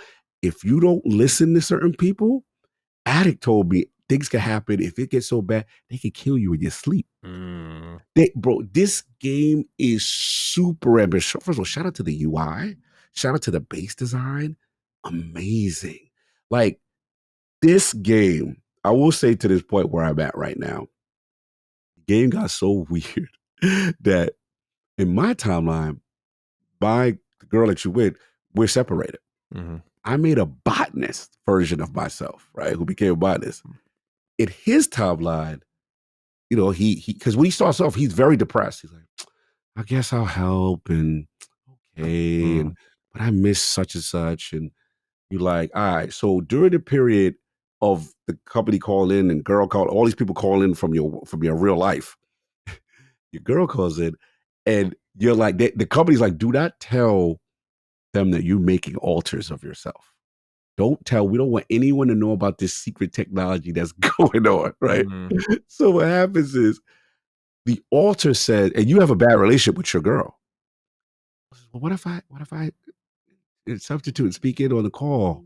Because she thinks you're me, and maybe we could get some things done. So while I'm outside the conference room like a straight cuck, and this man in here being me, talking to my wife, he's like, yeah, man, what did you do to get us? Like, bro, it is hilarious, this game. Wow. This game is something else. And again, I'm probably 20 to 30 hours in it. I'm probably act 2. I think it's maybe 3 or 4 acts. There's no way you can do everything. The replayability is amazing. I will say, when you go out on the base, like, basically it's about extracting minerals, extracting resources, getting organics for food, doing stuff like that to survive. But then there's critical missions that are like, you have to do this, otherwise, things won't advance. And I will say the agency is well done. This is a sleeper, man. Mm. This is a real sleep. This game has exceeded my expectation. I knew I would like it. I thought it has a little couple of flaws here and there, but I'm telling you, Matty, this is one of those ones I really recommend you trying. I spoke to E. E was able to get ahead of it. He beat it. He's like, oh, I can't give it no. Sounds very Ebontis, this guy. Yeah. These games like no one else, bro. Yeah, Jan Dolsky, man. Salute to 11-bit Studios.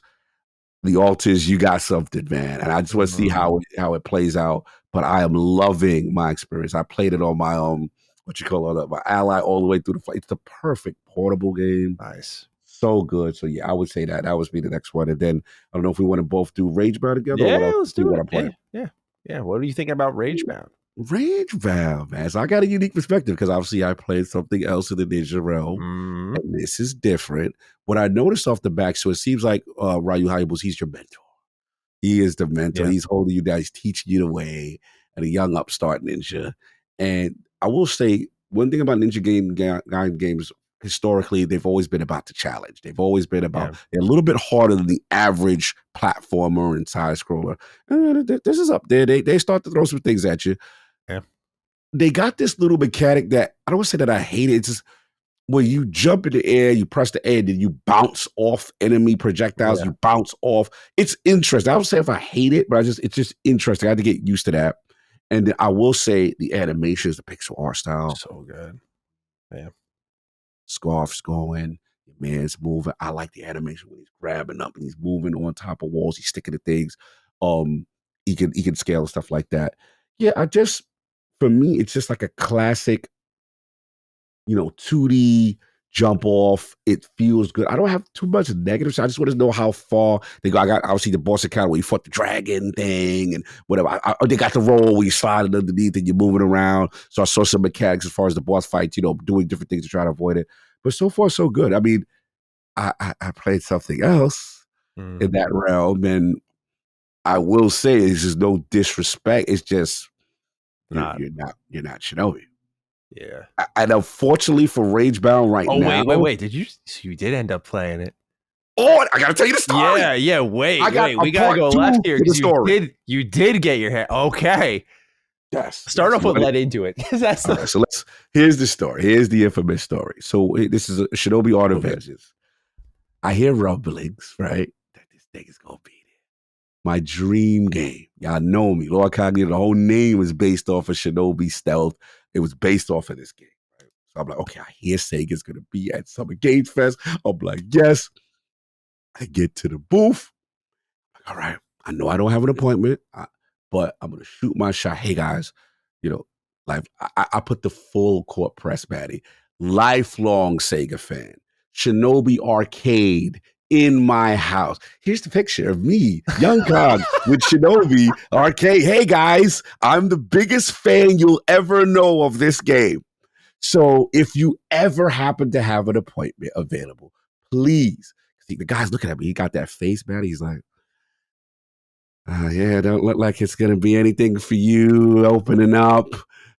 And I'm like, okay. So I'm trying to calm myself. Now, here's the funny part. I'm like, what do you have available? You know I don't do anime. Demon Slayer!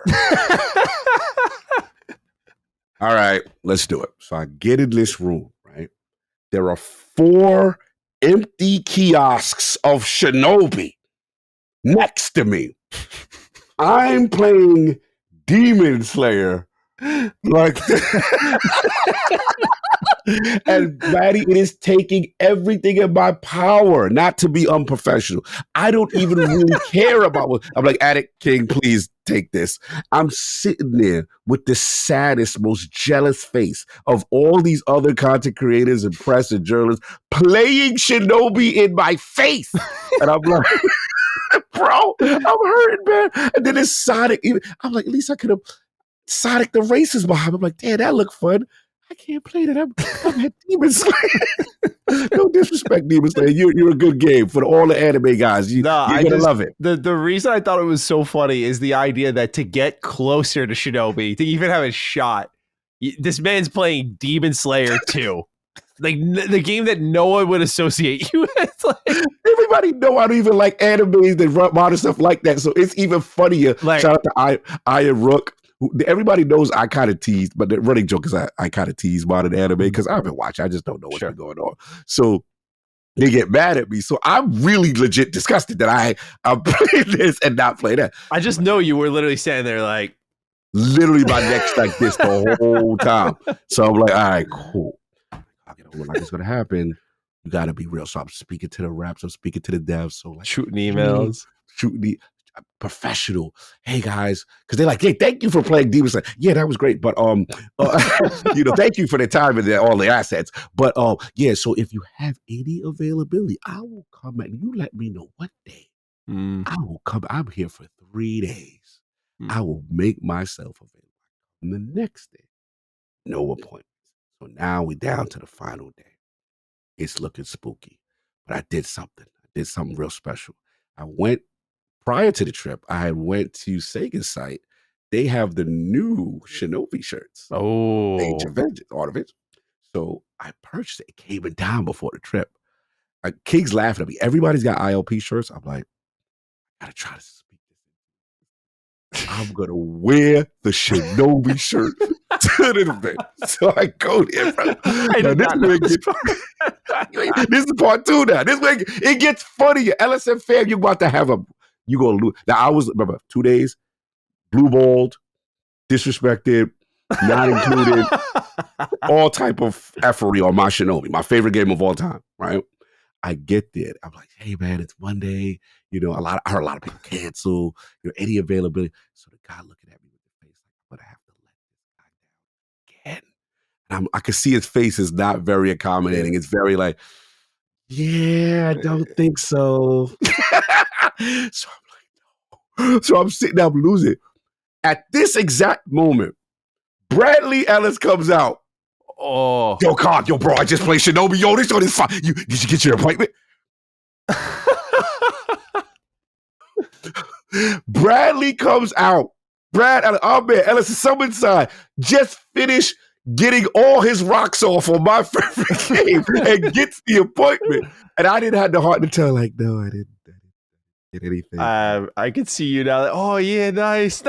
I had to keep it together. I'm like, bro, word, it was fun. It was great. Yeah, man. It's everything you said. Oh my God, bro, you can't wait. Wait till you see it. Wait till you see it. So he goes on launch day. He goes. I didn't have the heart to tell Brad. I got no appointment. I got nothing scheduled. I have nothing. So I'm like, it's over. And for the first time, I felt like a 5-year-old kid when your mom tells you no, you can't play with the toy. I was getting emotional. I was like, damn, I came this close. All right. It is what it is. It's not happening. You gotta pick yourself up, Cog. It's the saddest day, but you gotta keep. Change the shirt in the bathroom. Come back with the ILP jersey. Fuck this. I'm devastated, bro. I am devastated, man. This is the most hurt I've been at a gaming convention. So I go to the lunch area, get my food. Shout out to my man Hard Geek. And I'm just sitting there. I was just thinking about it. I was just, all right, you gotta move on. You gotta move on. You got other things to cover. Capcom's there. You got other things, Cog. Yeah. All right, cool. So literally, I'm eating my food. Number comes up. Japanese number. Is it? Hey, Lord Cognito? Yeah. Right, if you could come right now, someone just say less. your boy dropped his lunch, left by, I said, Huggy, watch all this stuff, dipped the area, ran with the speed of a ninja to this joint. Bro, when they see me, they was like, we thought about you. We saw every time you came by. Tell us your history with Shinobi. So I'm telling them the whole thing. They plant the controller in my hand. I'm going to send you the tweet so you can see it. Oh, I don't know if you put it up, put it up. Bro, it was the full circle moment, bro. And I was literally like 5 years old to get a hold on. One second, you're going to laugh. I'm going to send it to you right. Yo, bro, it happened in literally here it is. I found it right now. Let's give Matty the tweet. Here we go. Boom. Okay. Kid on Christmas. You want to talk about a Kool-Aid smile? You want to talk about dream fulfilled full circle moment? Look at these pictures. Bro, I had to even put shout out to my man Hodge, who actually took the other picture of me playing Shinobi Arcade down there when I think we was in I think that was the Houston event. I had to remember. But bro, made my day. But let's get to the game. The reason why I had to bring all this up is with Rage Bound, no disrespect. Now I'm coming into this with Shinobi with very low expectation. I'm like, if they just give me a Genesis Shinobi game, Matty, I am good. Oh my God, Matty. First of all, not only is the art style jumps off the below Streets of Rage 4 away. You know how we feel about Streets of Rage 4. Hand draw of art style cloth. The game is dope. The thing that they did, first off, that they try to give you a little narrative of what's going on with the Borrow clan and everything with the story. I like that they're making him the silent protagonist because I was worried that they would hey guys him. He's really not that. Hey Joe guys. Musashi is not that. And when his wife and those things are talking, he's like, like it's that. And I'm like, keep the mystery. I love this. Everyone else is talking. There's also when you're fighting bosses, they're talking to you. But here's the separator. Not only is it one of the most action-packed platformers from a platforming perspective, you have the double jump, you have your shurikens, you have your strong attack, you have your light attack, you have your roll, super fast paced. But here's where it gets dope. When you're hitting enemies, they have a bar over their head.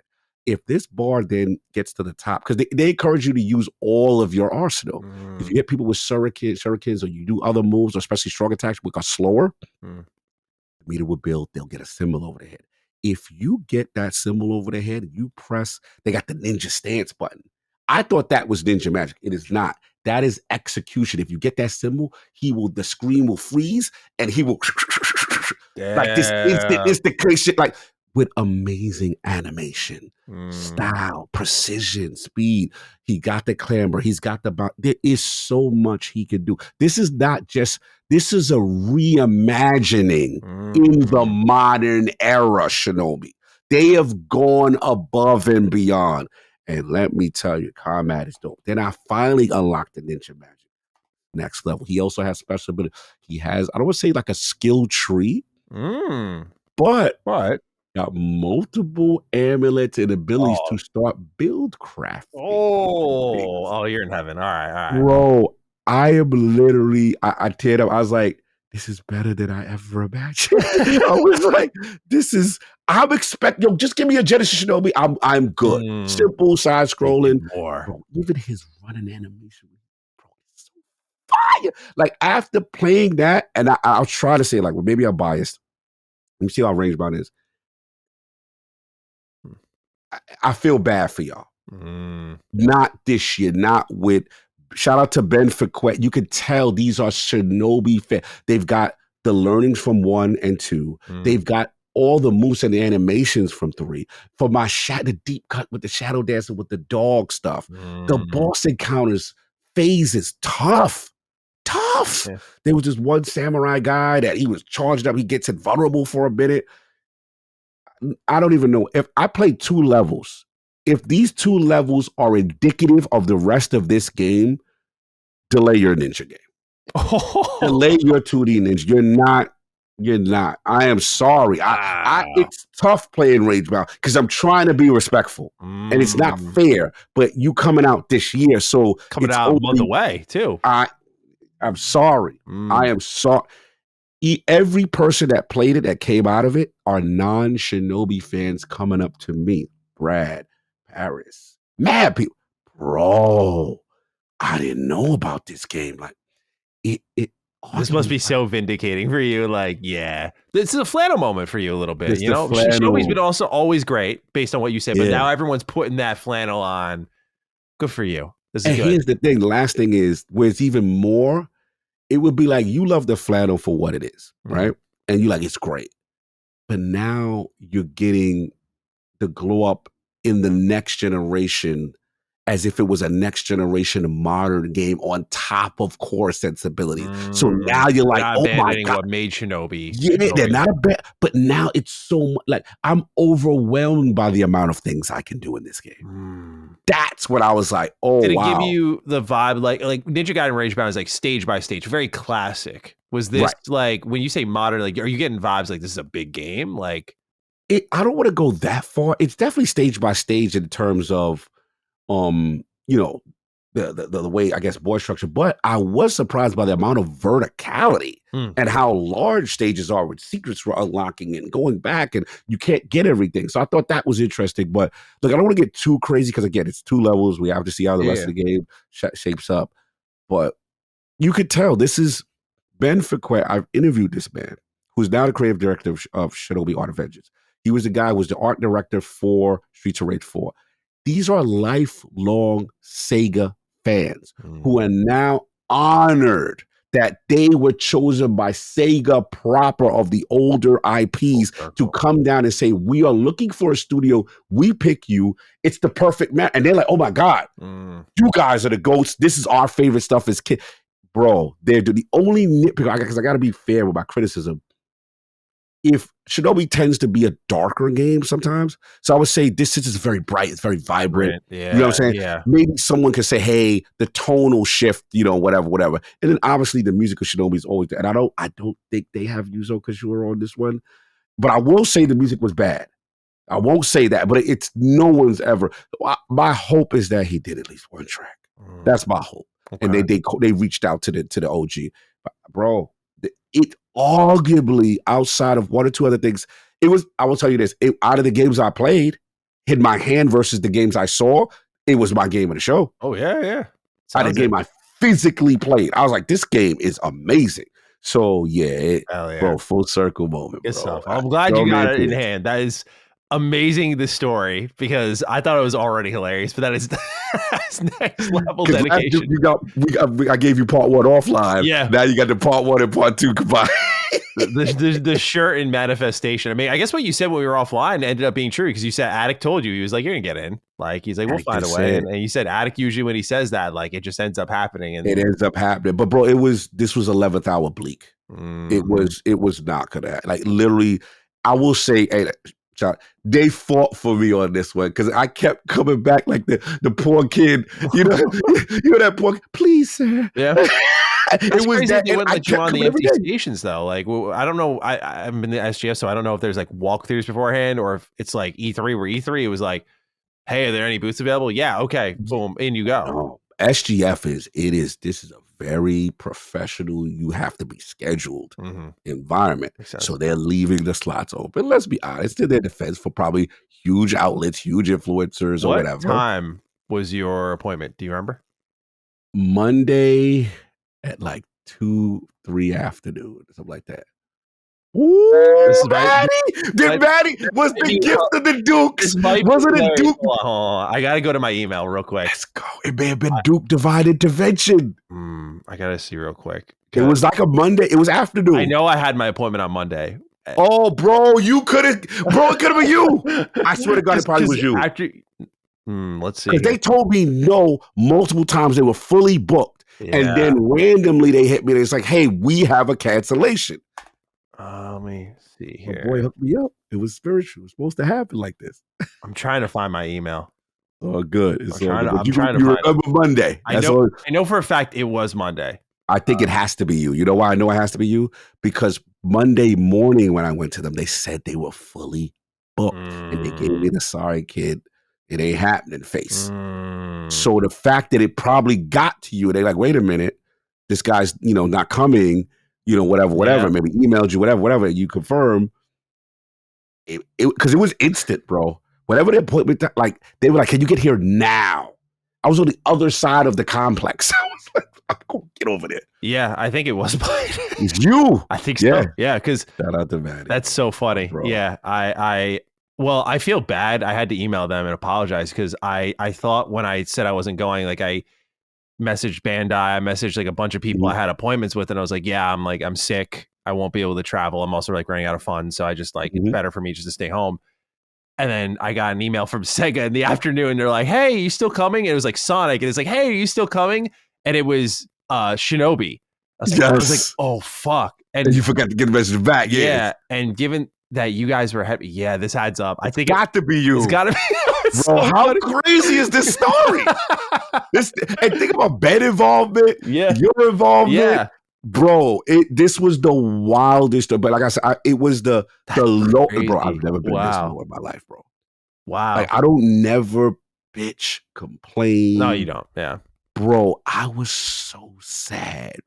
That's so funny because when we were talking offline, I said, like, I think I said, like, oh, I thought I canceled with them. So I was like, oh yeah, like maybe you could get my slot. And you're like, no, they said none are available. I'm like, damn, so someone probably filled mine.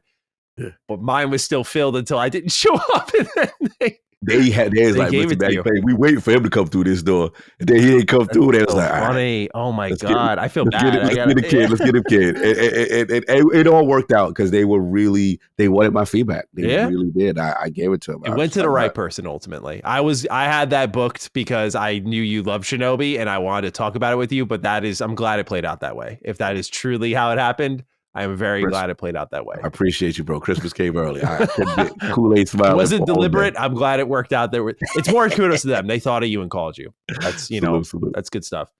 No doubt. What else you got? But yeah, Ninja Gaiden Ragebound. I'll just throw out there. By the way, what you got? I am doing a sponsored video for it. So on Retro Rebound, first one ever. Oh, shout out to Retro Pixel Art. Let's go. Yeah, really good fit. I'm very protective of the channel. Like, we've had so many offers on that channel before of like, you want to sponsor this? You want to sponsor that? I'm like, do you guys know what this channel's about? Like, I'm not going to do like fucking Genshin Impact or you're going to do like, Shadow Rage. Yeah, like I'll do the integrations where it's like 60 seconds. Like, sure, but like a full fucking like what does this have to do with anything? But Ninja Gaiden Ragebound, I played it and I thought it was pretty good, man. Like, I like the hypercharge system. Hold down X. Yeah. Well, just the way it made you like think on the fly, where if you use like your ranged attacks and like if they're red, you have to kill them with the range attack to hypercharge your next attack. And for those who don't know, there's like enemies in this game that take a lot of hits to kill, but if you hypercharge, you like cut them right in half and you feel it and like it's really powerful. So I like that balance because at first it was a little easy. I know I'm not nice at 2D Ninja Gaiden because I avoid this thing like the plague because of the angry video game nerd. Like, he made his videos on those games and I was like, this looks way too difficult. So I never did it. I always played 3D Ninja Gaiden. But then I got into that point where like hypercharging and balancing and platforming and just like cool set pieces. Like, I'm hanging from the ceiling and I'm like throwing kunai. Like, I love the ceiling hang. Yeah. Like, I thought that combined with when you get Komori and she's like this kind of Black Spider Clan ninja that when you swap to her, you get put on a timer and you got to quickly get through the environment and like hit these orbs to add time to your meter. I thought there was like a good mix of gameplay here. The presentation, like that opening cutscene with like Kenji and Ryu, and like Kenji's like looking to his side. You just see like one eye and the shadow and like his hair and how it falls. I'm like, damn, dude, this shit's so cool. But it's more so just exciting to me because it's like the year of Ryu Hayabusa. Like, the fact that we're getting 2D and 3D in the same year is just really special. You got me curious though about Shinobi because, like, look, bro, the way you're saying like delay your game. I'm like, this shit's got to be insane because I thought that Ninja Gaiden Ragebound was pretty good. So I feel like it sounds like one's more modernized, the other's more of like a classic kind of retro spirited thing. And so, yeah, I gotta try Shinobi now though as soon as I can, whether they do a demo or anything, because you got me really interested in that. That's on my must play list, as you saw. Yeah, you nailed it. Like I said, if I didn't play Shinobi, I would be like, this is classic pixel art. I loved Ryu Hayabusa's involvement. Like you said, the Ninja. Love the new protagonist. Dope. And it's a classic pixel art game that we love. And it's great. And I will say this, I did feel the challenge though. Ninja Gaiden's always had more of a challenge than Shinobi games. I will always say that. The challenge is here for that because even with the training when they had you testing and then using the roll slash and you got to get there in split seconds, like you have to. So I sense that part for the hardcore purists. They maintain the essence of what a Ninja Gaiden game is. That is Ninja Gaiden.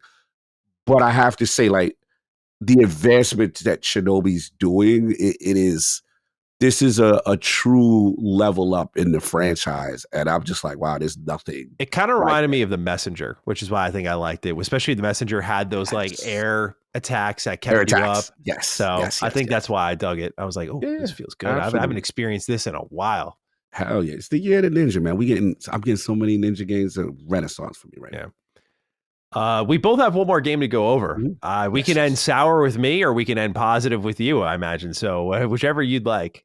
I'll start with me just to get it over with because it's very short. Because I'm curious about what you're gonna say with this last one. I'm actually very curious about that. I want you to get to that. So look, you already know I was popping bottles. It was about a little moment. Shout out to everybody who hit me up on socials in reference to the Final Fantasy 16 coming to Xbox. Shout out to Xbox promote the hell out. Did you see this Ben Starr commercial? Yeah, the largest Xbox ever. Yeah, I'm like, what?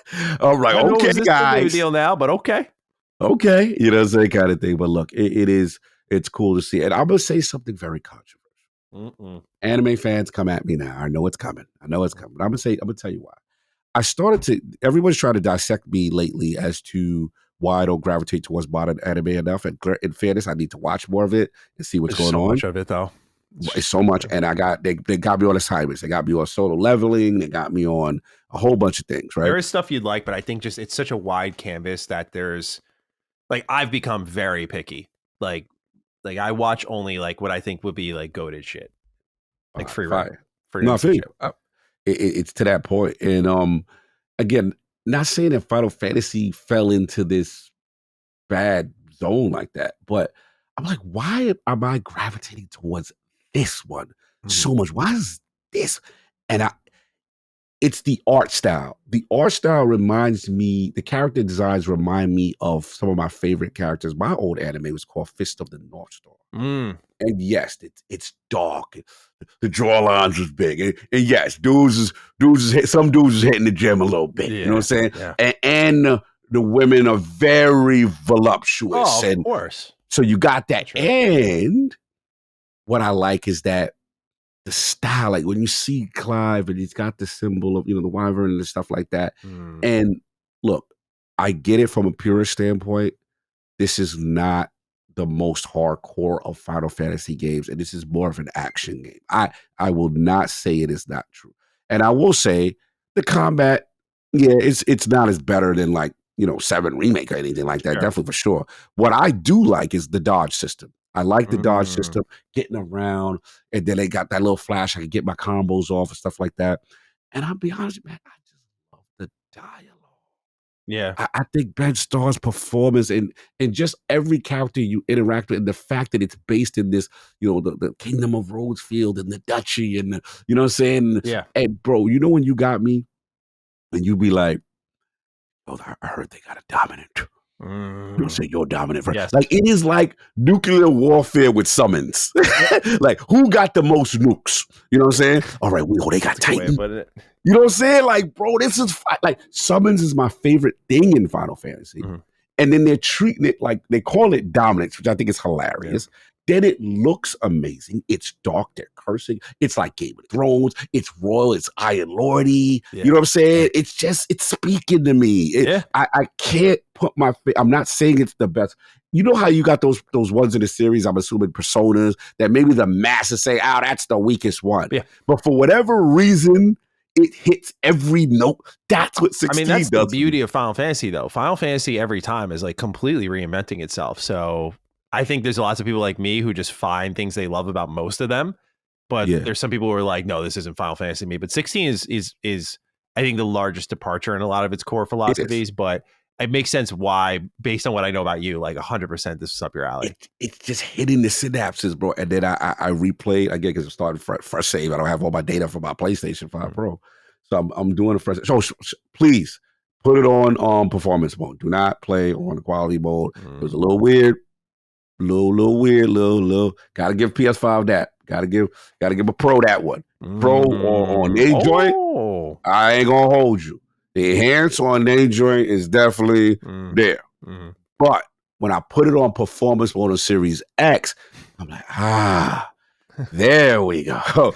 This is playable. That quality, it was hit shit. It was doing all type of. I was like, nah, I'm good.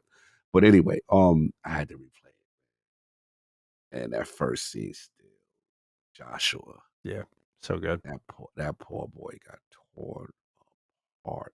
And then the betrayal and who with the wifey. And then I'm like, those first like 5 hours are such great tone setters. Yeah. Such an awesome start. And again, I still think this is one of Clive is one of Ben's stars. Oh, got a chance to hang out with Ben Starr. I did see the picture. I meant to say I did see the picture.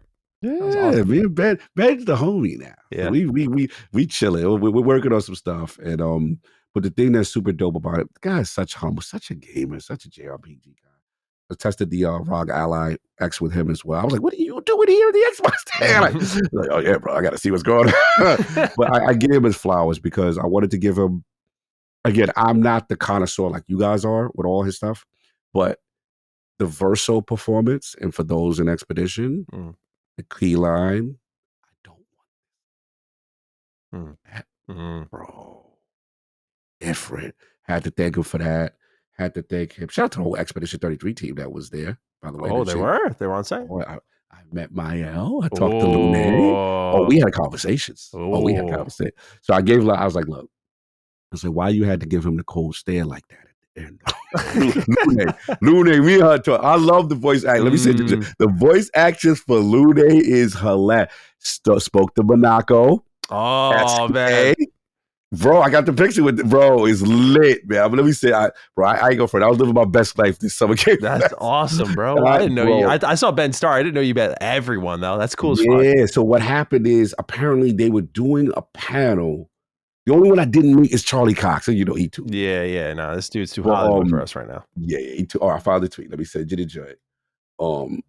Mael got all the love. I had to give her because she's hard. Check it out. Said you enjoy it, sir. So I just said, look, I had to vote for you for reasons. We talked about. I said your performance was amazing. Stuff like that. Surprisingly, SK. I mean, Monaco SK were my favorite to talk to. They did. They all said this. I was like, did you guys know though? Like, they were like, hey, we think I'll be like an 80 better. You know what I'm saying? Like, we knew it was okay, but to see this level of reaction for Expedition 33 is pretty special. Did you see all the this is great. Picture? I love this. Yeah. That's so cool. But look, I would say my favorite was definitely Lune. All it was great, but I did love talking to Lune a lot. Yeah. Like she was. The classics. I was like, I said, you made me. You are the one who made me purchase, AKA stick with Expedition 33. She was like, why? You to what he was breaking, Gustav, and you said, fuck the mission. Mean F the mission. We got a job. Remember, she had to talk him off the edge. Remember that joint? Yeah. She was like, we all, whatever the key line was, we all together on this type energy. Yep. When she got him, and then remember they had the scene. We continue. And then remember at the scene after that, where Gustav catches himself, she was like, fuck the mission, really? Like, yeah, I was bugging out. Like that scene, meeting Boston, that's what sold me on what Expedition. I haven't seen the protagonist really break in a game, and her conversation to him to get him where he needed to be. I was like, girl, you did that. You did that, girl. That's awesome. Yeah, salute that. So I just wanted to get that off to them because I wouldn't be remiss if I mentioned that when I mentioned Ben Starr and Clive and Final Fantasy. Of course. Yeah. That's awesome. That's my thing. What about you? What happened with this game? What's going on with the MindsEye, bro? Yeah, what's happening? We got to write in here from Mitchell Sims. Hello, beautiful darlings. Have you been playing MindsEye? Turns out the game wasn't being slandered. It's actually a steaming pile of, well, yeah. I don't see anyone talking about the NFT title everywhere. It's the same backwards E in that title. The lead protagonist model looks almost identical. It seems when the NFT market crashed, they pivoted and tried to salvage what they had. Tinfoil hat or a legitimate theory? Have you guys jumped in yet? What are your thoughts? So yeah, if anyone wants to see like a basically highlight reel of my jump in, like a 23-minute video on my channel, and I did a different style review. Based on my preview and the fact that they did not delay it, I was like, I have a feeling how this is going to go. But I thought talking about it and raging about it doesn't seem right for this. You just need to, there's some games that I'm starting to realize, I think you just need to do it live. And not like story segments, but games like this where it's like, what am I going to say? What am I going to say? Just let the game do it. Yeah. Just look. I'm just going to play and you're going to watch this unfold. I like this. Yeah. And it was actually really fun. And a lot of people responded well to the format where I was like, I can do this more. Like this, especially for games like this where I know I'm not going to finish this. Like, I don't want to set it up as just like the negative format, but I'm like, what fun things can I do with this too? So I'm looking at that as well. I'm just thinking about that idea. But anyway, I sit down and I play about close to 3 hours of MindsEye. 3 hours more than I should have, but I did it anyway to kind of just see what it's all about. Again, highlight reel on the channel so you can visualize all this. But to jump ahead a little bit, there was that comment we had at the top of the show about the robot doing the stanky leg. So first thing, these frames are crazy, bro. And I'm playing on my PC, 3080, 8 cores. I'm RAM's crazy. Everything's looking crazy on my PC. Obviously, this is my living, so I invested big in my PC a few years ago. So this bad boy can handle pretty much anything you throw at it, provided your game's optimized, which this is not.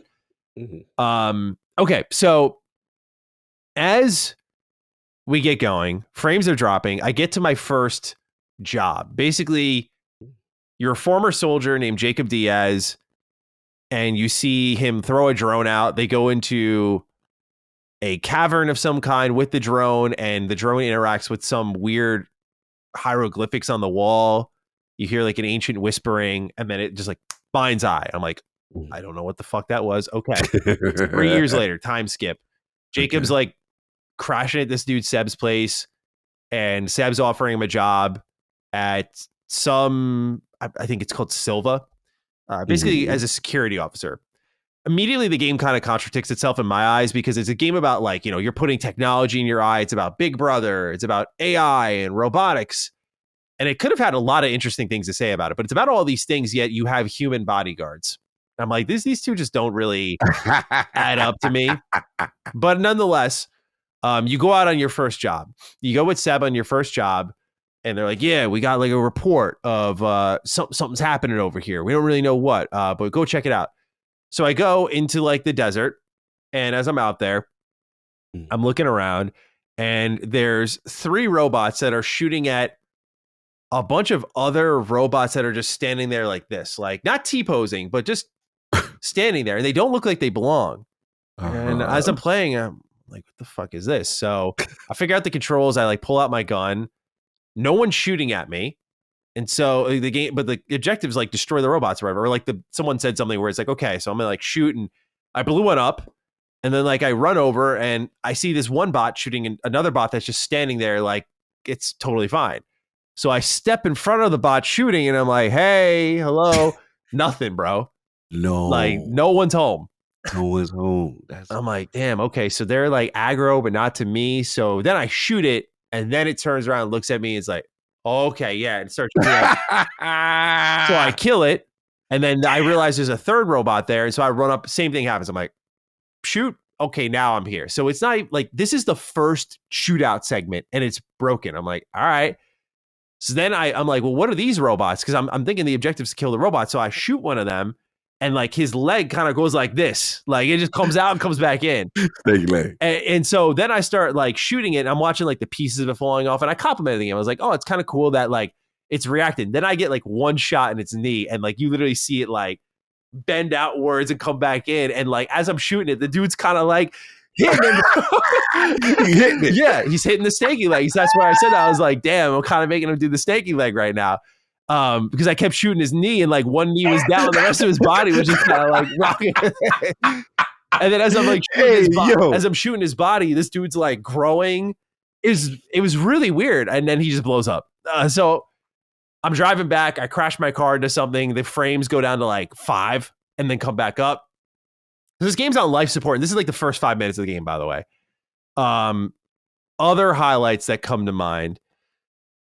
It is not an open world game in the way you think. So I'd say the closest parallel you can draw from MindsEye is Mafia. And by that, I don't mean in quality. Mafia is fucking amazing. We're not talking quality here.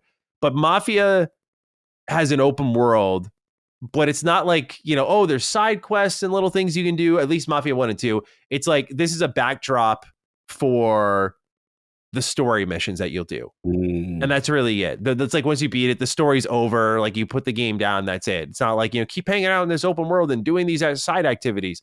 This game's a lot like that. Like, you're doing mission after mission after mission. Given that it was a GTA style marketed game, you know, like that's what it was. It was Leslie Benzies and that sort of thing. It's like, okay, interesting. Like, this should be more of an open world game. Turns out there's a play menu Mm-hmm. And instead of putting the races in the open world, or like drone races, car races, instead of putting side quests in the open world, Mm-hmm. you access them through this menu. Also in that menu is free roam. And it's locked. So free roam is not unlocked until you, I think, beat the game. I don't know for sure because I didn't want to get that far, but it was locked. And as I progressed in the story 3 hours, I'm like, this shit's still locked.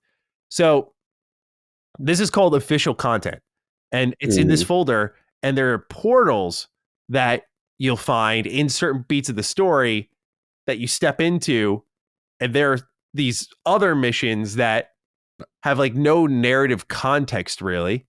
They just kind of So basically split gates side mission. Oh, wait, you didn't play Split Gate 2, right? No, I did play Split Gate 2. Yeah. Split Fiction, excuse me. Split Fiction. Oh, Split Fiction.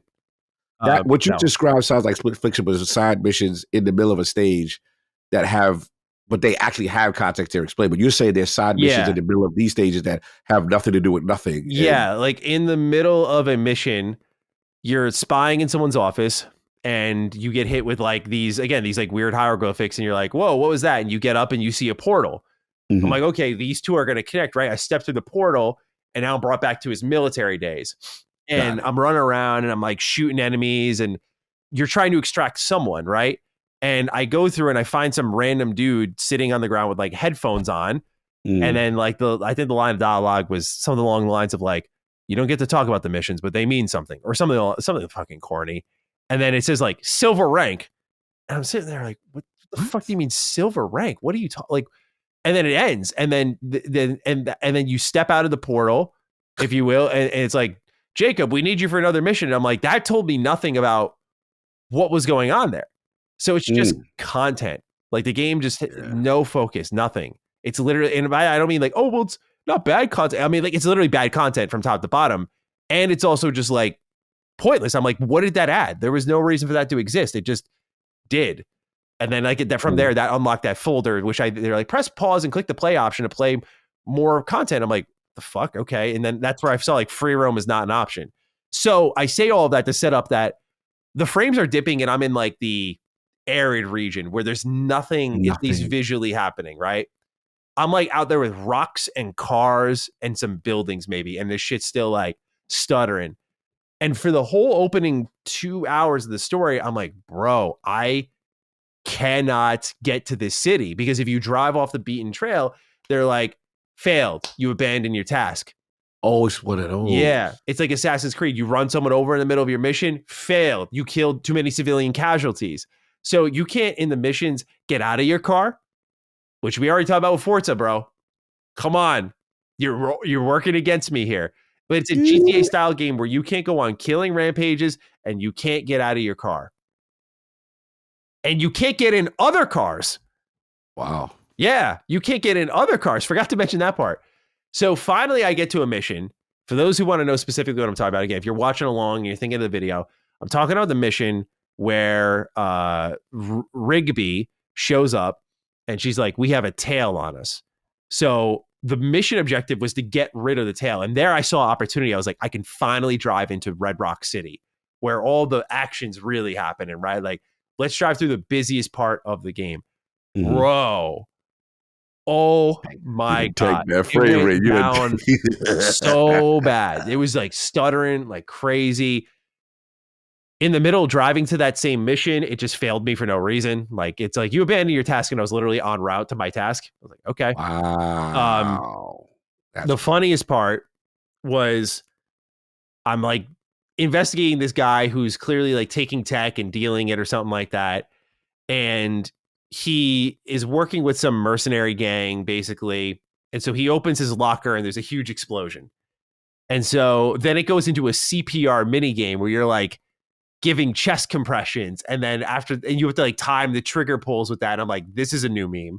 No doubt. Like, the press F to pay respects. I'm like, this is on that level. Like, press L to RT and LT to resuscitate. I'm like, that's what this is going to be. And then after you're done doing the chest compressions, then you got to do mouth to mouth, bro. And like they do cinematic mouth to mouth. So like the camera comes in and it starts shaking and like Jacob's like practically fucking making out with this guy.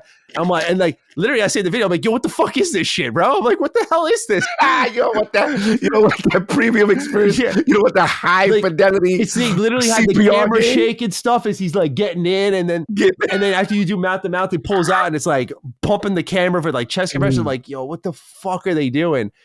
So after you pass this minigame, which I failed a bunch of times, after that, like then the medical staff arrives. It's like, we got it. And I literally this minigame was such a pain in the ass, bro. I was like, I was like, bro, really? I got through all that. The guy doesn't even wake up. Like just the medical staff is like, we got it. So then it cuts to what I thought. Like I think you really got to see it to understand. But this is where the story just starts to go off the rails, because now it cuts to this scene, and the guy who just got blown up is getting. It was like, you know what it was? I wish I said this in the video. It was like a WWE skit, bro. It was like a backstage, like the wrestlers getting put into the ambulance moment, and like Triple H is pulling up and he's about to do something wild, crazy with Vince McMahon, right? Like that is the equivalent here. So this dude's getting carted out to the ambulance, and Rigby's walking with the main character, and she's like, "Stop! I need to talk to him." And they're like, "No, if we don't get him to a hospital, then he's gonna die." And she's like, "You'll take him to the hospital when I'm done." I'm like, damn. Okay.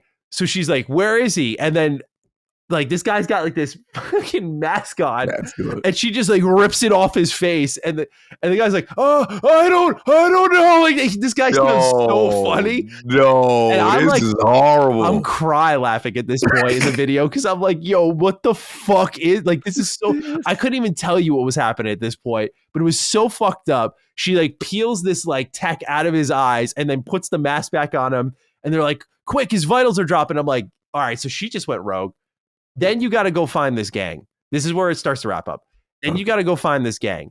So I get in the car. It's like this driving segment. A sandstorm is kicking in. I'm like, this shit's about to be awful. Like as I'm driving on the road, cars are randomly exploding, by the way.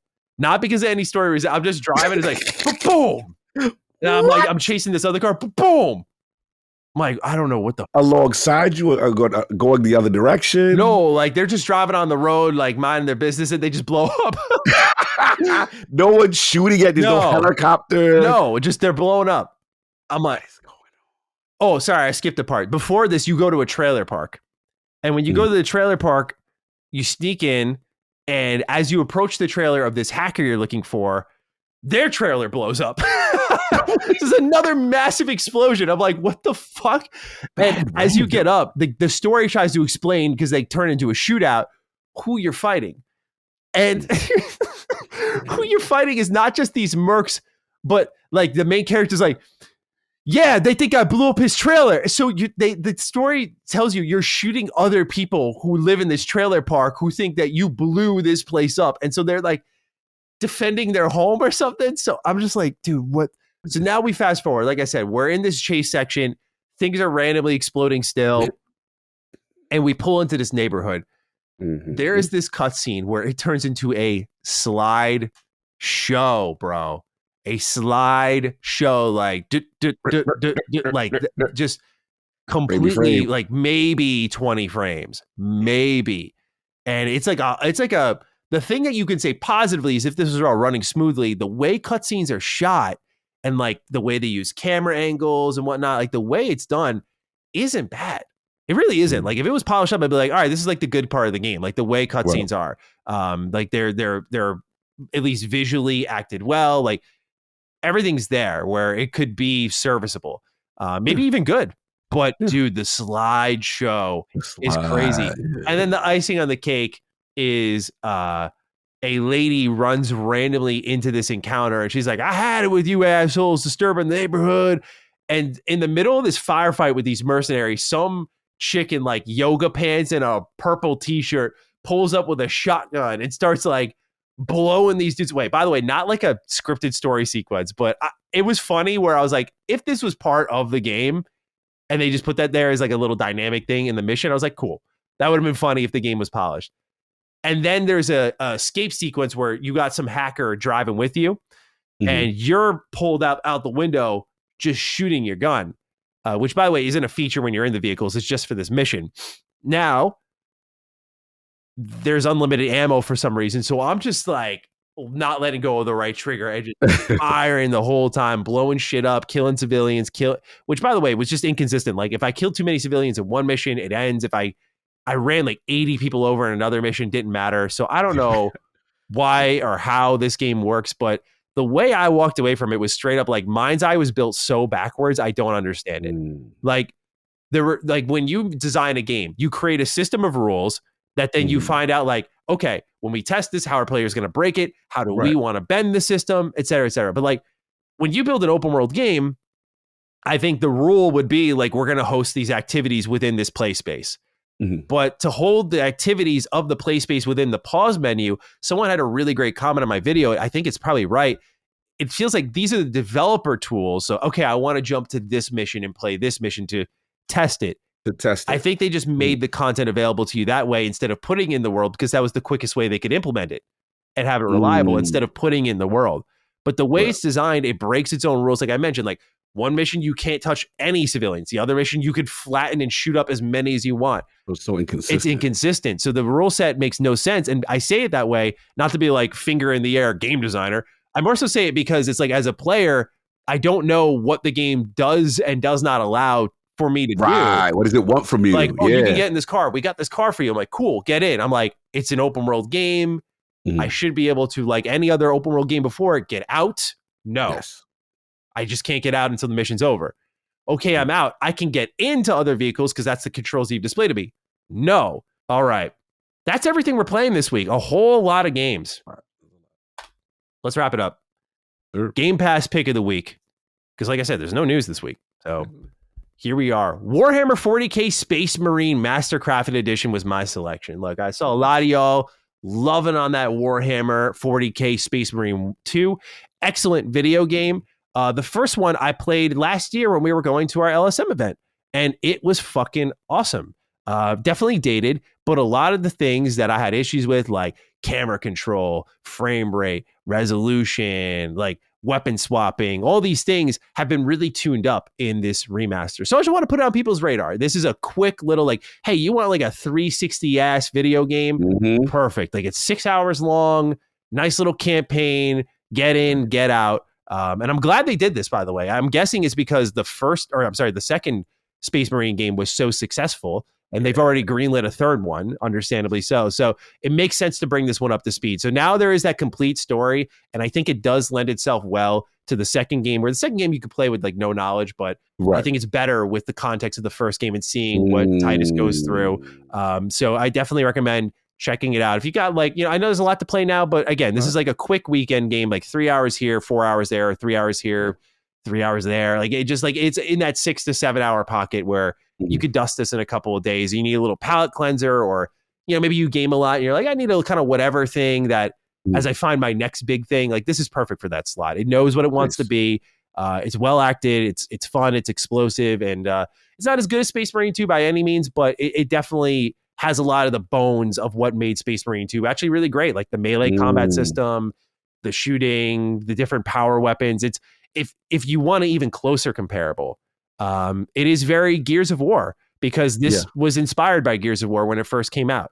So it's definitely one of those 360 era games where we're like, we're going to make this clone of a thing that's not going to be as good as it, but you can kind of like the charm of it, and the I'm getting more of a thing I do enjoy, except now it's been cleaned up. So check it out. It's in Game Pass. It's a day one game, by the way. Day one Game Pass. Yeah, I think that's one of those rare ones that it fell into this weird exclusivity thing by accident or something like that. I think so. Yeah, it just kind of slid in there, but it's available. It's great, and I think y'all should check it out. You may remember, again, last August I was talking about playing this game and beating it ahead of Space Marine 2. So I think it's worth the dive. Check it out. All right, Cog. It's our Game Pass pick of the week. It's time to wrap things up. We out of here. Great week. What do we do for the hashtag this week? That's a good one, man, because we did like a back-to-back. It's got to be about the Shinobi, bro. Like it's got to be something about like the your eyes looking to the side, trying to like sneak a peek at Shinobi, or the case of the Mondays and just getting lucky. Like, well, what do you? This is your hashtag. Like, what are we thinking? It's got to be Shinobi. I gotta figure out the plan. I was just thinking about head, like I was putting myself in your situation. Like if I'm putting you in my situation, and I would be like, would that be the equivalent of Matty being invited to a Bethesda event to like, and all he could cover is Fallout 76. And like the new Elder content, Scrolls 6 is like sitting right and there. Elder Scrolls 6 is right there. Yeah. But you've got the new Elder, you got Fallout's latest update. Yeah, Fallout I would definitely be update. like, yeah, this is cool. So what we gonna say, like Wandering Eyes DD or something? I don't know. Yeah, something to that effect. Yeah, I like Wandering Eyes. Yeah. Like your eyes were averted. You know, they were going elsewhere. Yeah, you could not stay locked in. Truly, ladies and gentlemen, you got this deep. Use the hashtag DD Wandering Eyes. Love to hear your thoughts on the episode on Twitter. I'm at GT7Status. Cog is at Lord Cognito. You can find us there, or you can find us down in the comment section below. Use the hashtag DD Wandering Eyes. Let us know your thoughts on the episode. But otherwise, Cog, any final thoughts, or are we out of here? Another one, a quick turnaround back to back. Was able to fill the gas. Appreciate y'all sending love and knowing that, you know, we're working hard to get you the content, and it seems to be really appreciated. I really like a lot of the feedback for the last couple of Dukes. It's been it's been good stuff. Yeah, really I haven't read the latest episode we did because I was going a mile a minute, but I'll check it out. But it's good to hear. From what I've seen, it's been positive, which is nice. Yes, sir. All right, ladies and gentlemen. Well, we appreciate you. We'll be back next week for episode 233 of Defining Duke and Xbox podcast. But until then, take excellent care of yourselves and peace out. Defining Duke, an Xbox podcast, is a product and trademark of Last Stand Media and Collins Last Stand LLC, and is recorded from the United States of America. The show is conceived by Matthew Mr. Matty Plays Schroeder and me, Colin Moriarty, and is written and produced by Matthew Schroeder. Matty's co-host is Barry Lord Cognito Eversley. Defining Duke's executive producer is Dustin Furman. All of Last Stand's theme music is by Ramon Narvaez. As you know, all of Last Stand Media's shows, including Defining Duke, are fan-funded on Patreon at patreon.com/laststandmedia. The following names are at the producer support level on Patreon, and we're thankful for your kindness and generosity.